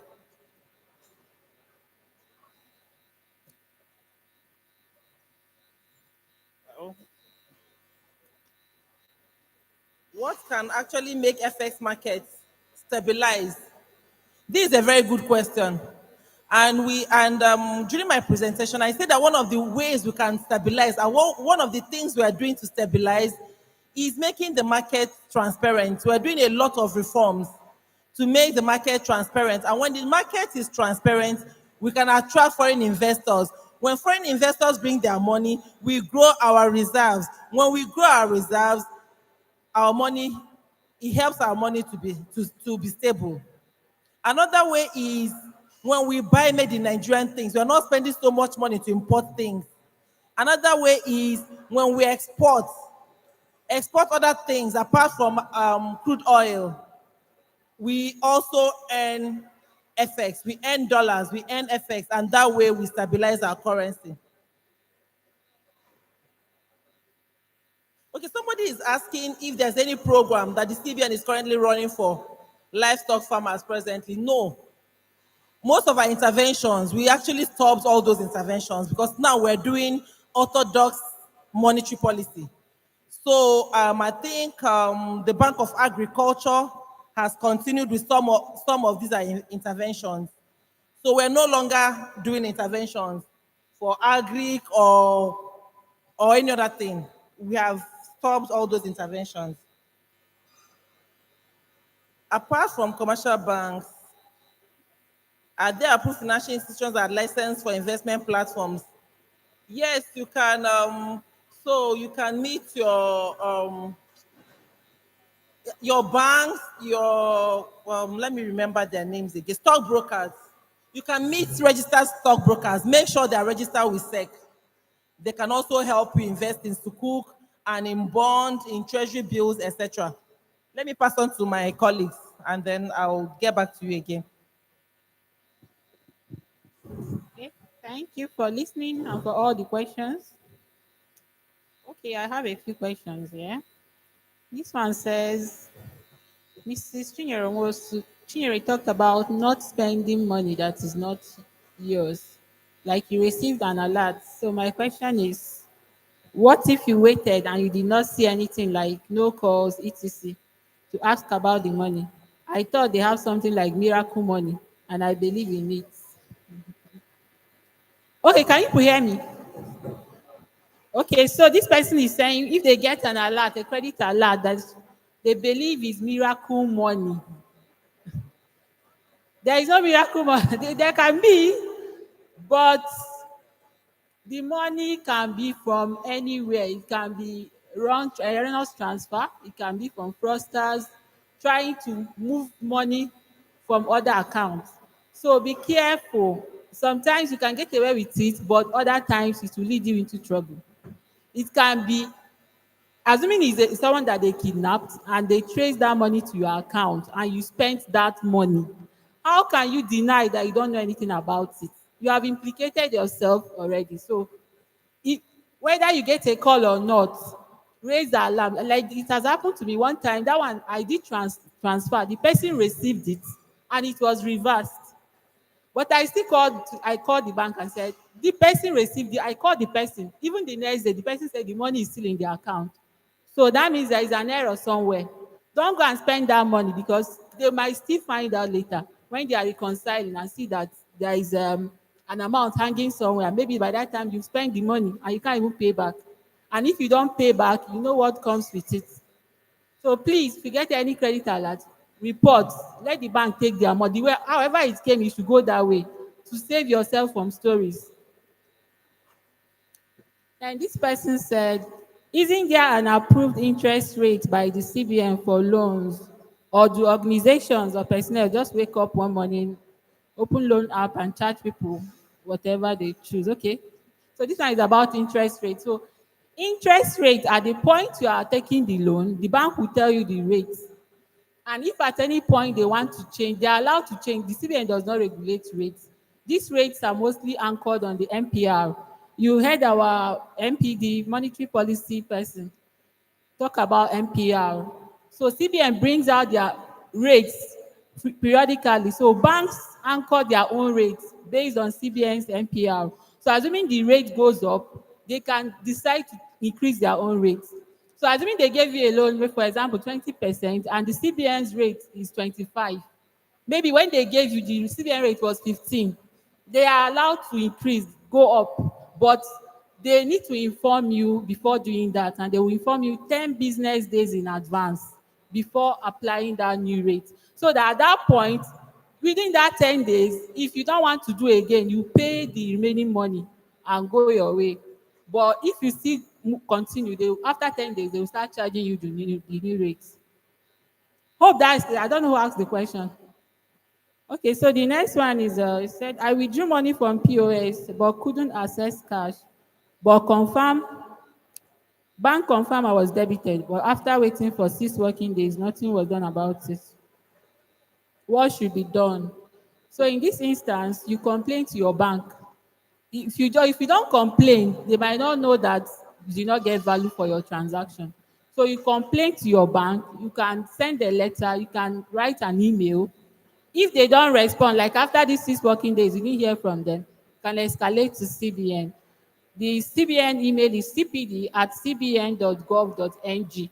Then if you want to write a letter, you can write a letter and drop it with any branch nationwide. CBN has branches nationwide.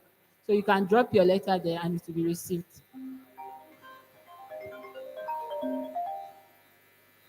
Okay, this one says, for someone who got scammed and a huge amount of money was deducted from the person's account, does the bank has any policy or way of helping the person get his or her money back? And what's the validity period? So, like during my presentation, I tried to talk to us to be very careful out there. But if you got scammed and it is your fault, how can it be your fault? Maybe somebody called you and said, give me your card details, give me your PIN, give me, and you unleashed all those information. We still go ahead to check whether the bank did their own parts. The bank, there are some security features they are required to put in place, like the one-time password, the OTP. Did they send it? If they did not, then we can start holding them liable for breach of their own process. But if they did everything and you were the one that released your details, then that makes it difficult to help you. But if we see that there was no fault of yours and the bank did not keep to their own part, then the bank will have to pay you back your money. So that's why you owe yourself a duty of care to keep all those things safe. The person has a second question. He said, for a few of us who are interested in, I think that one is not. Okay, why is it that bank demands for guarantor after one have already submitted his or her salary accounts in respect of loan? So for this one is based on the bank and what they want. Asking for guarantor might be the part of seeking for collateral just to protect their own interest. So they can ask for that you bring a guarantor. In case you fail to pay, they will hold the guarantor. That's why you, as you that is guaranteeing somebody, should be careful. Know who you are guaranteeing, because if the person doesn't pay, they will come and hold you. So it depends on the bank and what they want to ask. If you are not comfortable with them asking for guarantor, you can try another bank. But I believe it's part of their them trying to secure the money they are giving you.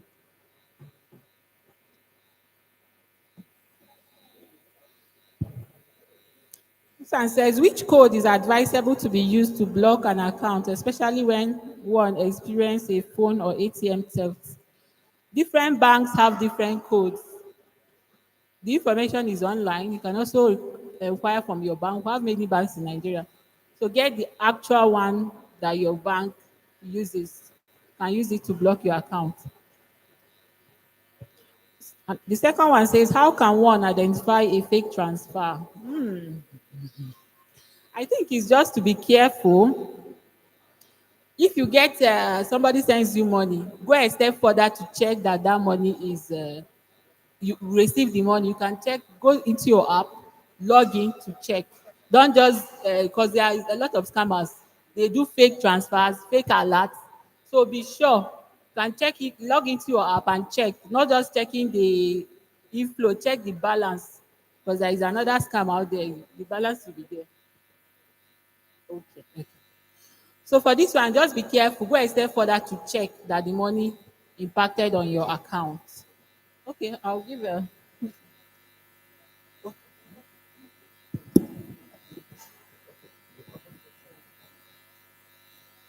All right, thank you very much. So I have a question here. So since the Monetary Policy Committee sees about money in circulation, why are the old Naira notes still in circulation? Okay. For this one, the old Naira note is being withdrawn from circulation, but it will be withdrawn gradually. So it's still a part of what is in circulation. Then the second one says, can price ever go down in Nigeria again, aside from government providing subsidy? Yes, price can go down.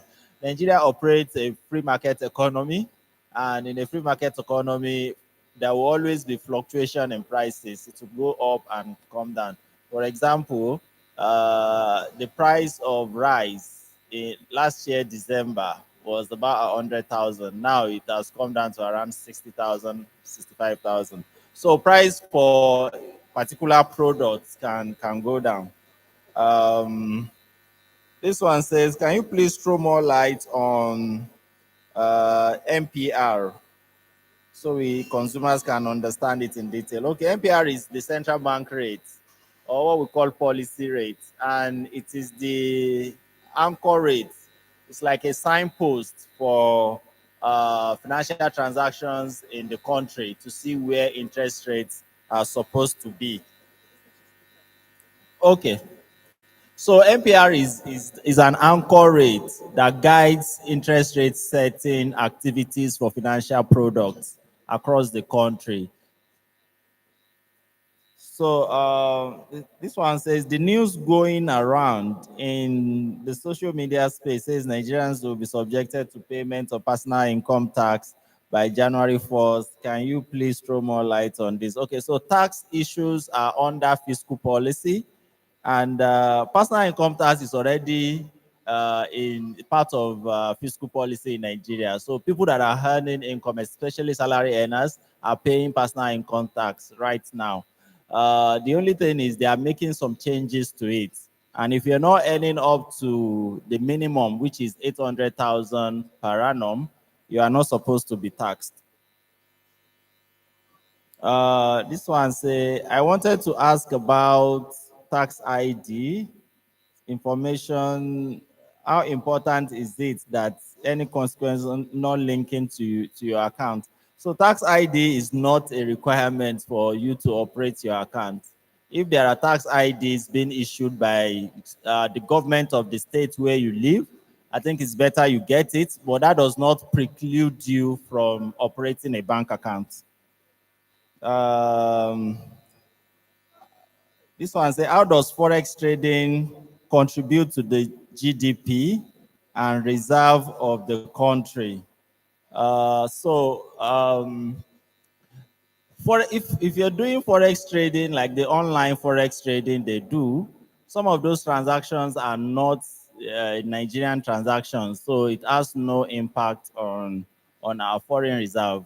If you do these online things are usually domicile abroad, especially in the United States, so it doesn't impact on our reserves. But for GDP, if as far as you are making income from your trading activities and you are repatriating it back into the economy, it's also part of the GDP.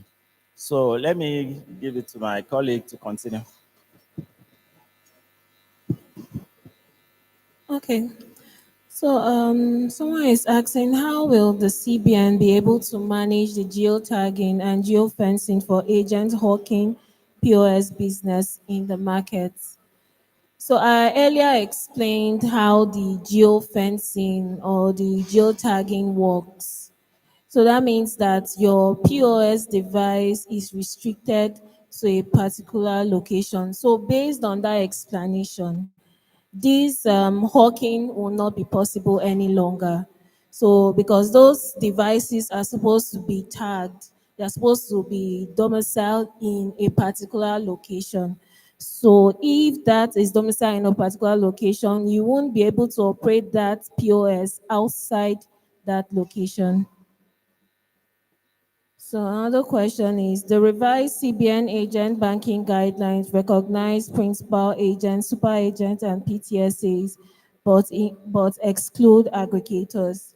Um, Aggregators are actually who we call the super agents. So the revised guidelines does not exclude the aggregators. The aggregators are also known as the super agents because they are the ones that recruit those agents and pull them in one place. So the aggregators are actually the super agents. Then another question, when and how can commercial banks include a purchase option in their POS to enable them transfer above 100,000 at once? So the POS has actually two phases of this device. You can use this device for merchant transactions. That means somebody that is trading can use the POS device to collect funds or to receive payment for their services. And this same POS can be used for agent banking. So if you are saying the purchase option and you're still talking about transfer, it actually contradicts because there are actually two different services. You actually use either for receipt of payments for the merchants or use it for agent banking. Thank you very much. One of the questions we have here said, is the one youth, two skills still ongoing? Where and how can I make more research? I think we heard this in the course of the state governor's representative making his remark. So I think the best is to get to the Ministry of Youth or Ministry of Information of the states for response to this, as we can't readily give you response to this, as it is a state government policy. It's an Anambra state government policy, not from Central Bank of Nigeria. So who has this question should please get to the State Ministry of Information or State Ministry of Youth. I believe they will have the accurate response to this. Another question said, many Nigerian youths are actively using digital wallets and crypto platforms for trading and investments. However, they face real challenges such as when banks freeze accounts or bank transactions simply because funds came from a crypto exchange or P2P transfer, even if the activity is legal. This creates fear and limits financial participations. What specific steps is CBN taking to address these practical issues and provide clearer, safer, and youth-friendly policies for crypto and forex users? For now, cryptocurrencies are not being regulated by the Central Bank of Nigeria. It is being worked on by SEC. So I believe when the regulations must have been concluded, we'll be able to get into all this. But we advise you, that's why we have in the Central Bank website all the financially regulated institutions in Nigeria. So please, for now, identify with financially regulated banks by the Central Bank of Nigeria. Don't get into crypto. We can only advise you. So it is now your choice. It is now up to you to make your choice. But we advise that you avoid financial institutions that are not regulated by the Central Bank of Nigeria or the SEC. Another one says, even when the government promises opportunities that will give easy access to loans for small-scale businesses, yet loans are not being evenly distributed to small-scale businesses or factories due to negligence of the CBN. I think I take exception to this. To make sure it is given to the citizens to facilitate or alleviate their businesses, thereby creating or fostering economic growth in the society. Then these loans are only being accessed by those who have someone in the bank. I think the straight answer to this is that if you meet, I believe if you meet all the banks are there to give you loans. So if you meet all the requirements that bank has set out, there's nothing that will make them not to give you loan. The loans are not given on who knows somebody in the bank. So if you have your requirements met, go to your bank, they will give you the loan. Another one says, why is it that CBN don't accept to pay interest rebates? I believe this is interest drawback to farmers who have successfully paid off their loans above 1 million under the ACGSF.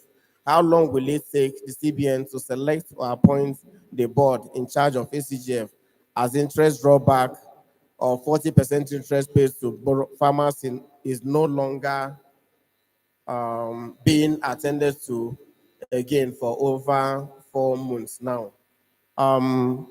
Basically the bank is no longer into all these interventions. But for ACGF, that one is still there. And the bank, I know this time will reconstitute the board for ACGSF. So just tarry a while. I'm sure in no distant time, the board will be reconstituted and your interest drawbacks will be paid to you. Thank you. There are other questions?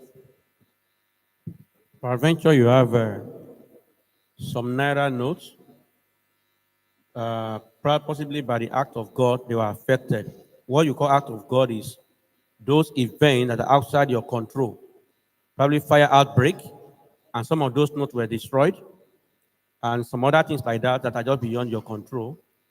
Please approach any CBN branch in your area with evidence, and they're going to tell the procedure to follow. CBN may consider, underline that word, consider replacing those banknotes. As long as you have enough evidence, I think they may consider. And I think you should go with this information. Thank you. Okay, there's a question here. How can perfect market be achieved in Nigeria so that prices of goods and services can be controlled? Okay, so we no longer operate the direct control in terms of policy. What we have now is what we call indirect policy. And under indirect policy, what you do is you guide the market based on your analysis and understanding of the market. You guide the market and provide policies that will resolve market imperfection, not that you control, because really price control really do not work. And then so what we do is to guide the market to be able to guide where prices in the market are. So in terms of achieving a perfect market is only an economic theory. It does not happen in real life. So You can never have perfect market. You will always have imperfection, and that is the reason why we need policy as an intervention to correct those imperfection in the market. Okay, I have this question here. Can you explain more about FGN savings bond of 5,000 naira? Okay, like I said before, the CBN is a banker to the government. And so together with Debt Management Office, we raise money for the government to, you know, to provide various infrastructure and perform other functions for the government. So FGN Savings Bond is one investment tool, is an investment tool that's available to every Nigerian. When you put your money, I already told us that the starting point is 5,000 naira. You can do in multiples. You can do 50, you can do 100,000. And so you meet your bank or your stockbroker and you tell them that you want to invest in FGN savings bond. And this bond is auctioned every month. So they will tell you the date for that particular month. Now, when you invest like 100,000 naira, right? You're entitled to get what you find out what the rate, interest rate is currently. Let us say, for example, the interest rate is 15%. I don't know, is around that is around that. Let's say it's 15% and you're investing 100,000 naira. It means that you're getting 15,000 naira every quarter, 4 times in a year. And this FGN savings bond, the tenure usually is 2 to 3 years. So let's say that you invested in the one for 3 years. Now you get your quarterly returns, 15,000 per year, 15,000 quarterly in a year. That means in a year you're getting like 15 is 30. So you're getting like 60,000 in a year. For if it's for 2 years, you're getting that one for 2 years. If it's for 3 years, you get it for 3 years. And at the end of the 3 years, you're getting your money back. So CBN is the one that is together with Debt Management Office doing that for the federal government. And so why am I saying that? Just to assure you that your money is safe. Another question here is the code 959, my colleague mentioned. The code 959, I mean the USSD code, is for you to use to verify licensed financial institutions to ensure that you don't fall into the wrong hands. So before you deal, just use your phone and type star 959 hash, and it will be able to direct you, and then you're able to find out whether the institution you want to deal with is authorized and regulated by the Central Bank of Nigeria. Thank you. My colleague will continue.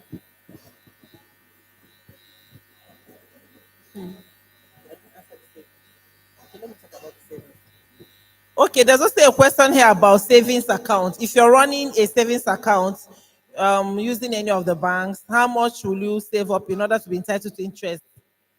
Any amount you have in your savings account, as long as you do not withdraw at least 4 times. Many people don't know about this one. Even if it's 1,000 naira you have, and let's say their interest is 7%, just make sure that you do not withdraw from that savings account 4 times in a month. Once you do not withdraw from that savings account 4 times in a month, you are entitled to whatever percentage that the bank is supposed to pay. But you can still go ahead and talk to your account officers. So you don't need to save up to a particular amount to get interest on your savings. Just ensure you don't withdraw more than a particular number of times. And I think it's 4 times in a month. Thank you.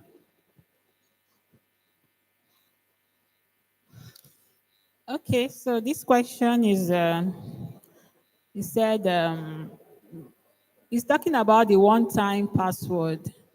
I'll just read it briefly. My inquiry is centered on a crucial aspect of consumer protection I believe is overlooked, and which I believe is part of situations that are inevitable or unavoidable, depending on the event leading to it. I'm referring to the use of the OTPs in this case. I understand that it is widely used method of securing transaction. Okay, the person is trying to say the use of OTP and SIM swapping and all that. So OTP is a requirement for banks to use to secure your transactions. So before the transaction goes, the bank will send an OTP. Some can be hard token for people that have the physical one. Then the other one is the soft token. So they send that token to your phone number to make sure you are the one doing the transaction.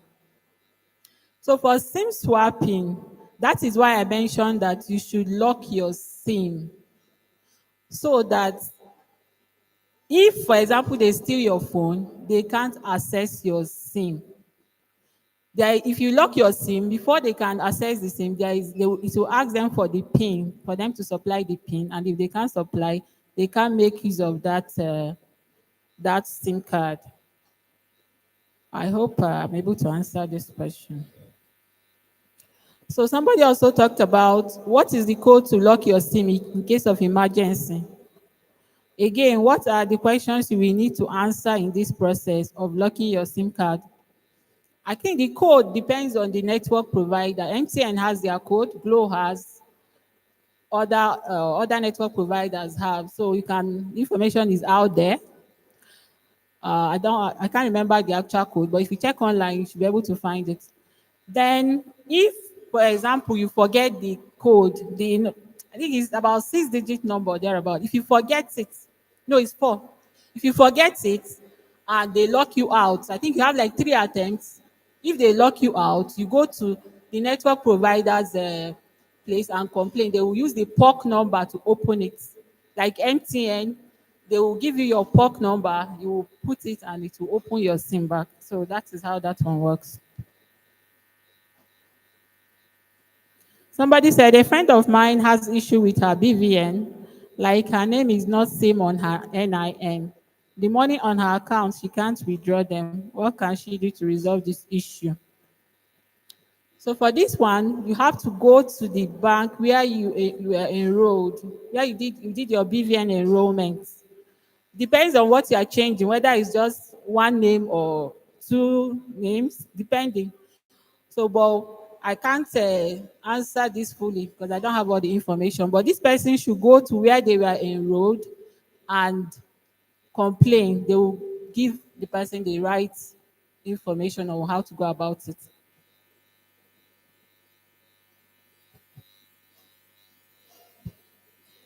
Okay, this one is, he said, why is it that it is not free for Nigerian citizens to operate their banking applications without buying data? Should I answer this one? Okay, so banks in giving us these services, trying to make it easily accessible to us, they have the cost they incur. And in trying to bring these services to be affordable, that's why they provide all this mobile banking, internet. It comes at its own cost. It's just like saying, why should you use data to do Instagram? It's left to you. If you don't want to incur the cost, you can walk into the bank and do your transfers. As they are bringing it at trying to make it convenient, it comes at a cost. So we should be able to bear all these small costs. But if it's not also compulsory, you can also walk into the bank and avoid using your data and do your transaction.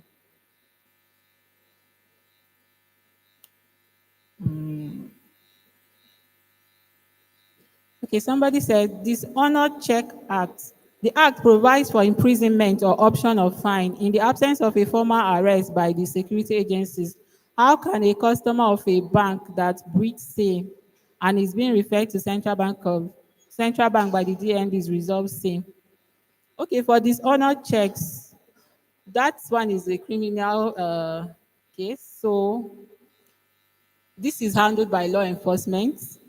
So these persons should go to the law enforcement agencies to prosecute the offender. CBN is not a law enforcement agency. Those regulations and guidelines are out there, but the enforcement lies with the law enforcement agencies. It says again, privity of contract is one of the areas of laws that DMB is enforced. What can an independent or concerned citizen do in a circumstance where a bank receipt is forged and a report is made to the bank, yet nothing is done? For forgery, it's advised that you engage law enforcement. CBN, we don't do forensic investigation. So you engage law enforcement agencies, depending on what the issue is. If it is established that it is forged, they will write to us to say that this is forged. Then we can now use it to conclude our investigation. But to determine whether it is forged, though, it is not under our purview. It's for law enforcement to investigate and decide.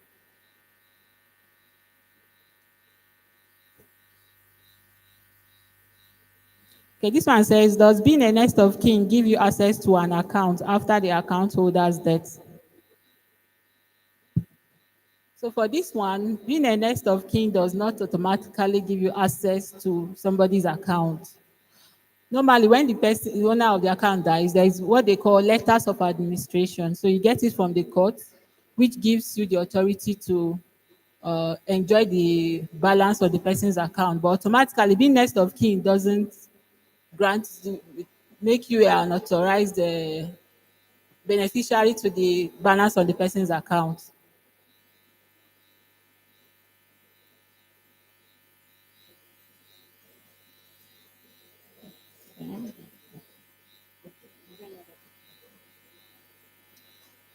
Okay, so this one says, is there any channel or platform where issues like when someone mistakenly transfer funds to a wrong account number to resolve without getting a court order, where the amount is small?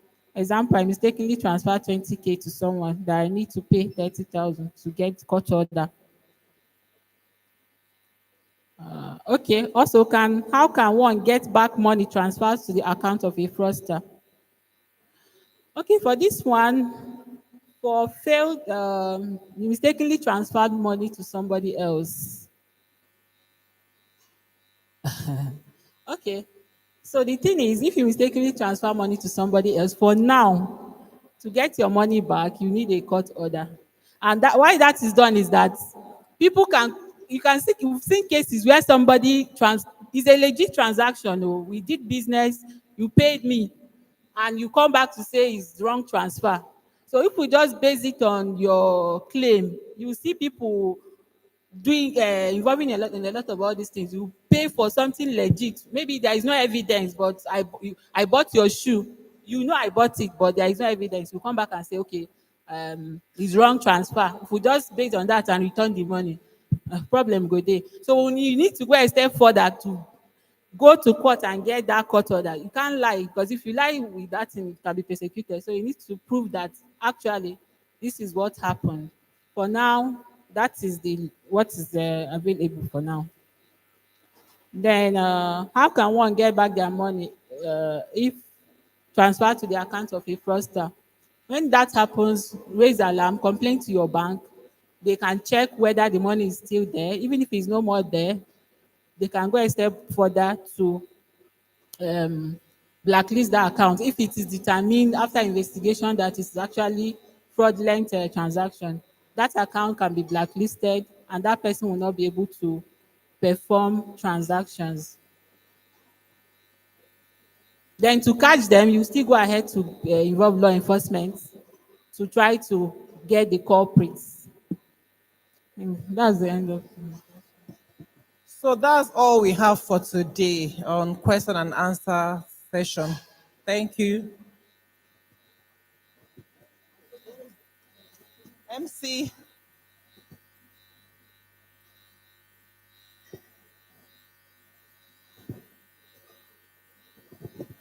Thank you very much for your patience. As we can observe from here, the attention is waning, and I think it's just the best to end it here. And we have some questions, but we assure you that all your questions will be attended to. There are also some we need to reverse to some departments so that we give you the concrete answers to your questions. So we have to take back all the questions that are yet to be attended to.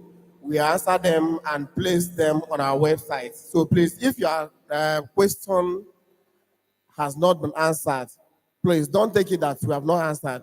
We still answer them and post them on our website. And that is why we also encourage you to follow us on our website. So please, Thank you very much for your attention and for being with us. The time has been fast spent, and you have been really patient with us. Thank you very much. Let's one of us thank you formally.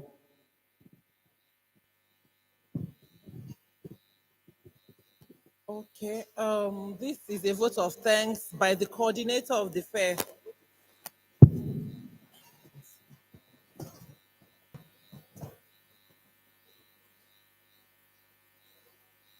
Vote of thanks by the coordinator of the CBN Technical Fair, of the CBN Fair Technical Committee, CBN, Mr. Uche. I'm representing him here. So all protocols observed. I'm still standing on existing protocols.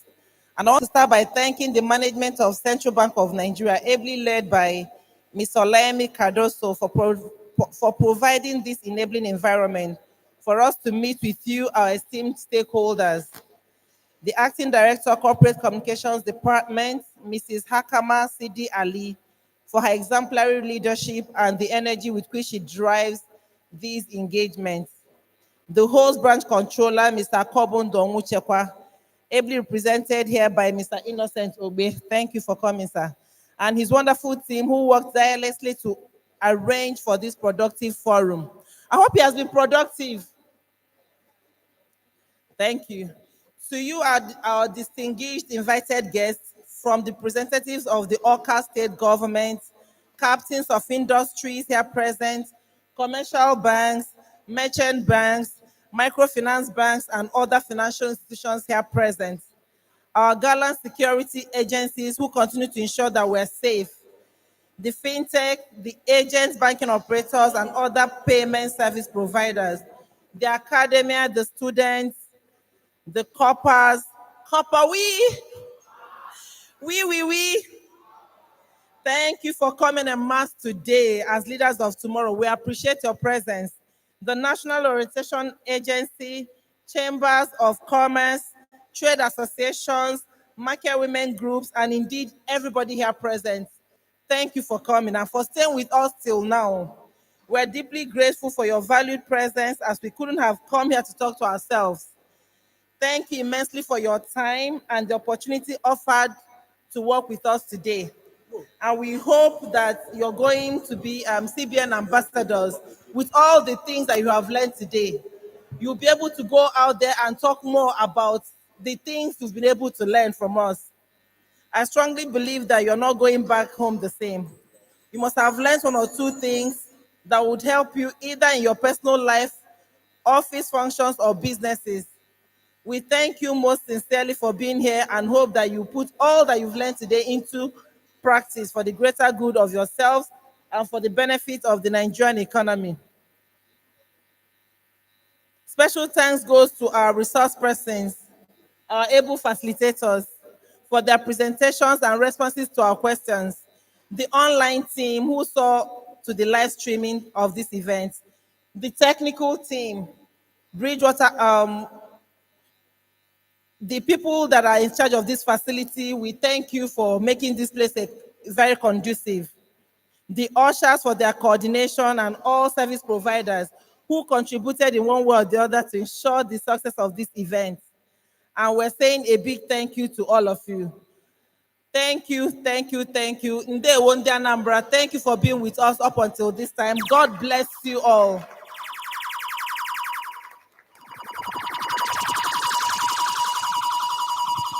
Thank you so much for that vote of thanks. For we know every single thing that has a beginning must surely have an end. We have one of the finest voices in Anambra State who will be doing the performance for some of us who are still here and while we'll try to exit the hall. On behalf of myself, Antonia, and Pedro, we say thank you very much for allowing us host you. And we'll welcome with a round of applause, Frank Springs.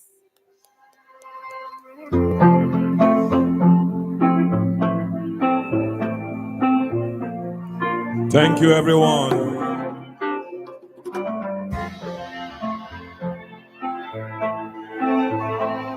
One, two.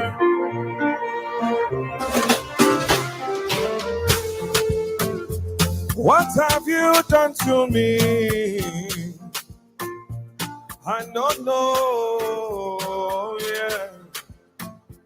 What have you done to me? Say, I don't know. To believe in me, to believe in me, to believe in me. Because for you, see, I need you. See, I need you for my family. Believe in me, see, believe in me. Because for you, see, I need you. I need you for my family. He must be you. He must be you, oh, only. See, I need you. See, I need you for my family. He must be you. He must be you, oh, only. I need you. I need you for my family. Say, oh, baby, oh, been in love with you for this. I done there waiting for so long.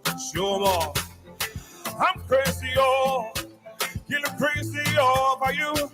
Now what's it man go do to make you know? What you won't believe if you don't believe in me. I will not deceive you, don't deceive me. And my love compares the love you give me. If I fall your hand, I beg you delete me. But you won't believe if you don't believe in me. I will not deceive you, don't deceive me. My love compares the love you give me. If I fall your hand, I beg you delete me. Yeah. What have you done to me? Say, I don't know. Yeah. What have you done to me? Say, I don't know. Say, believe in me. Say, believe in me. Say, believe in me. Because with you, see, I need you. See, I need you for my family. He must be you. He must be you, oh, only. See, I need you. Say, my pretty, pretty, sweetie, sweetie, make I give you my name.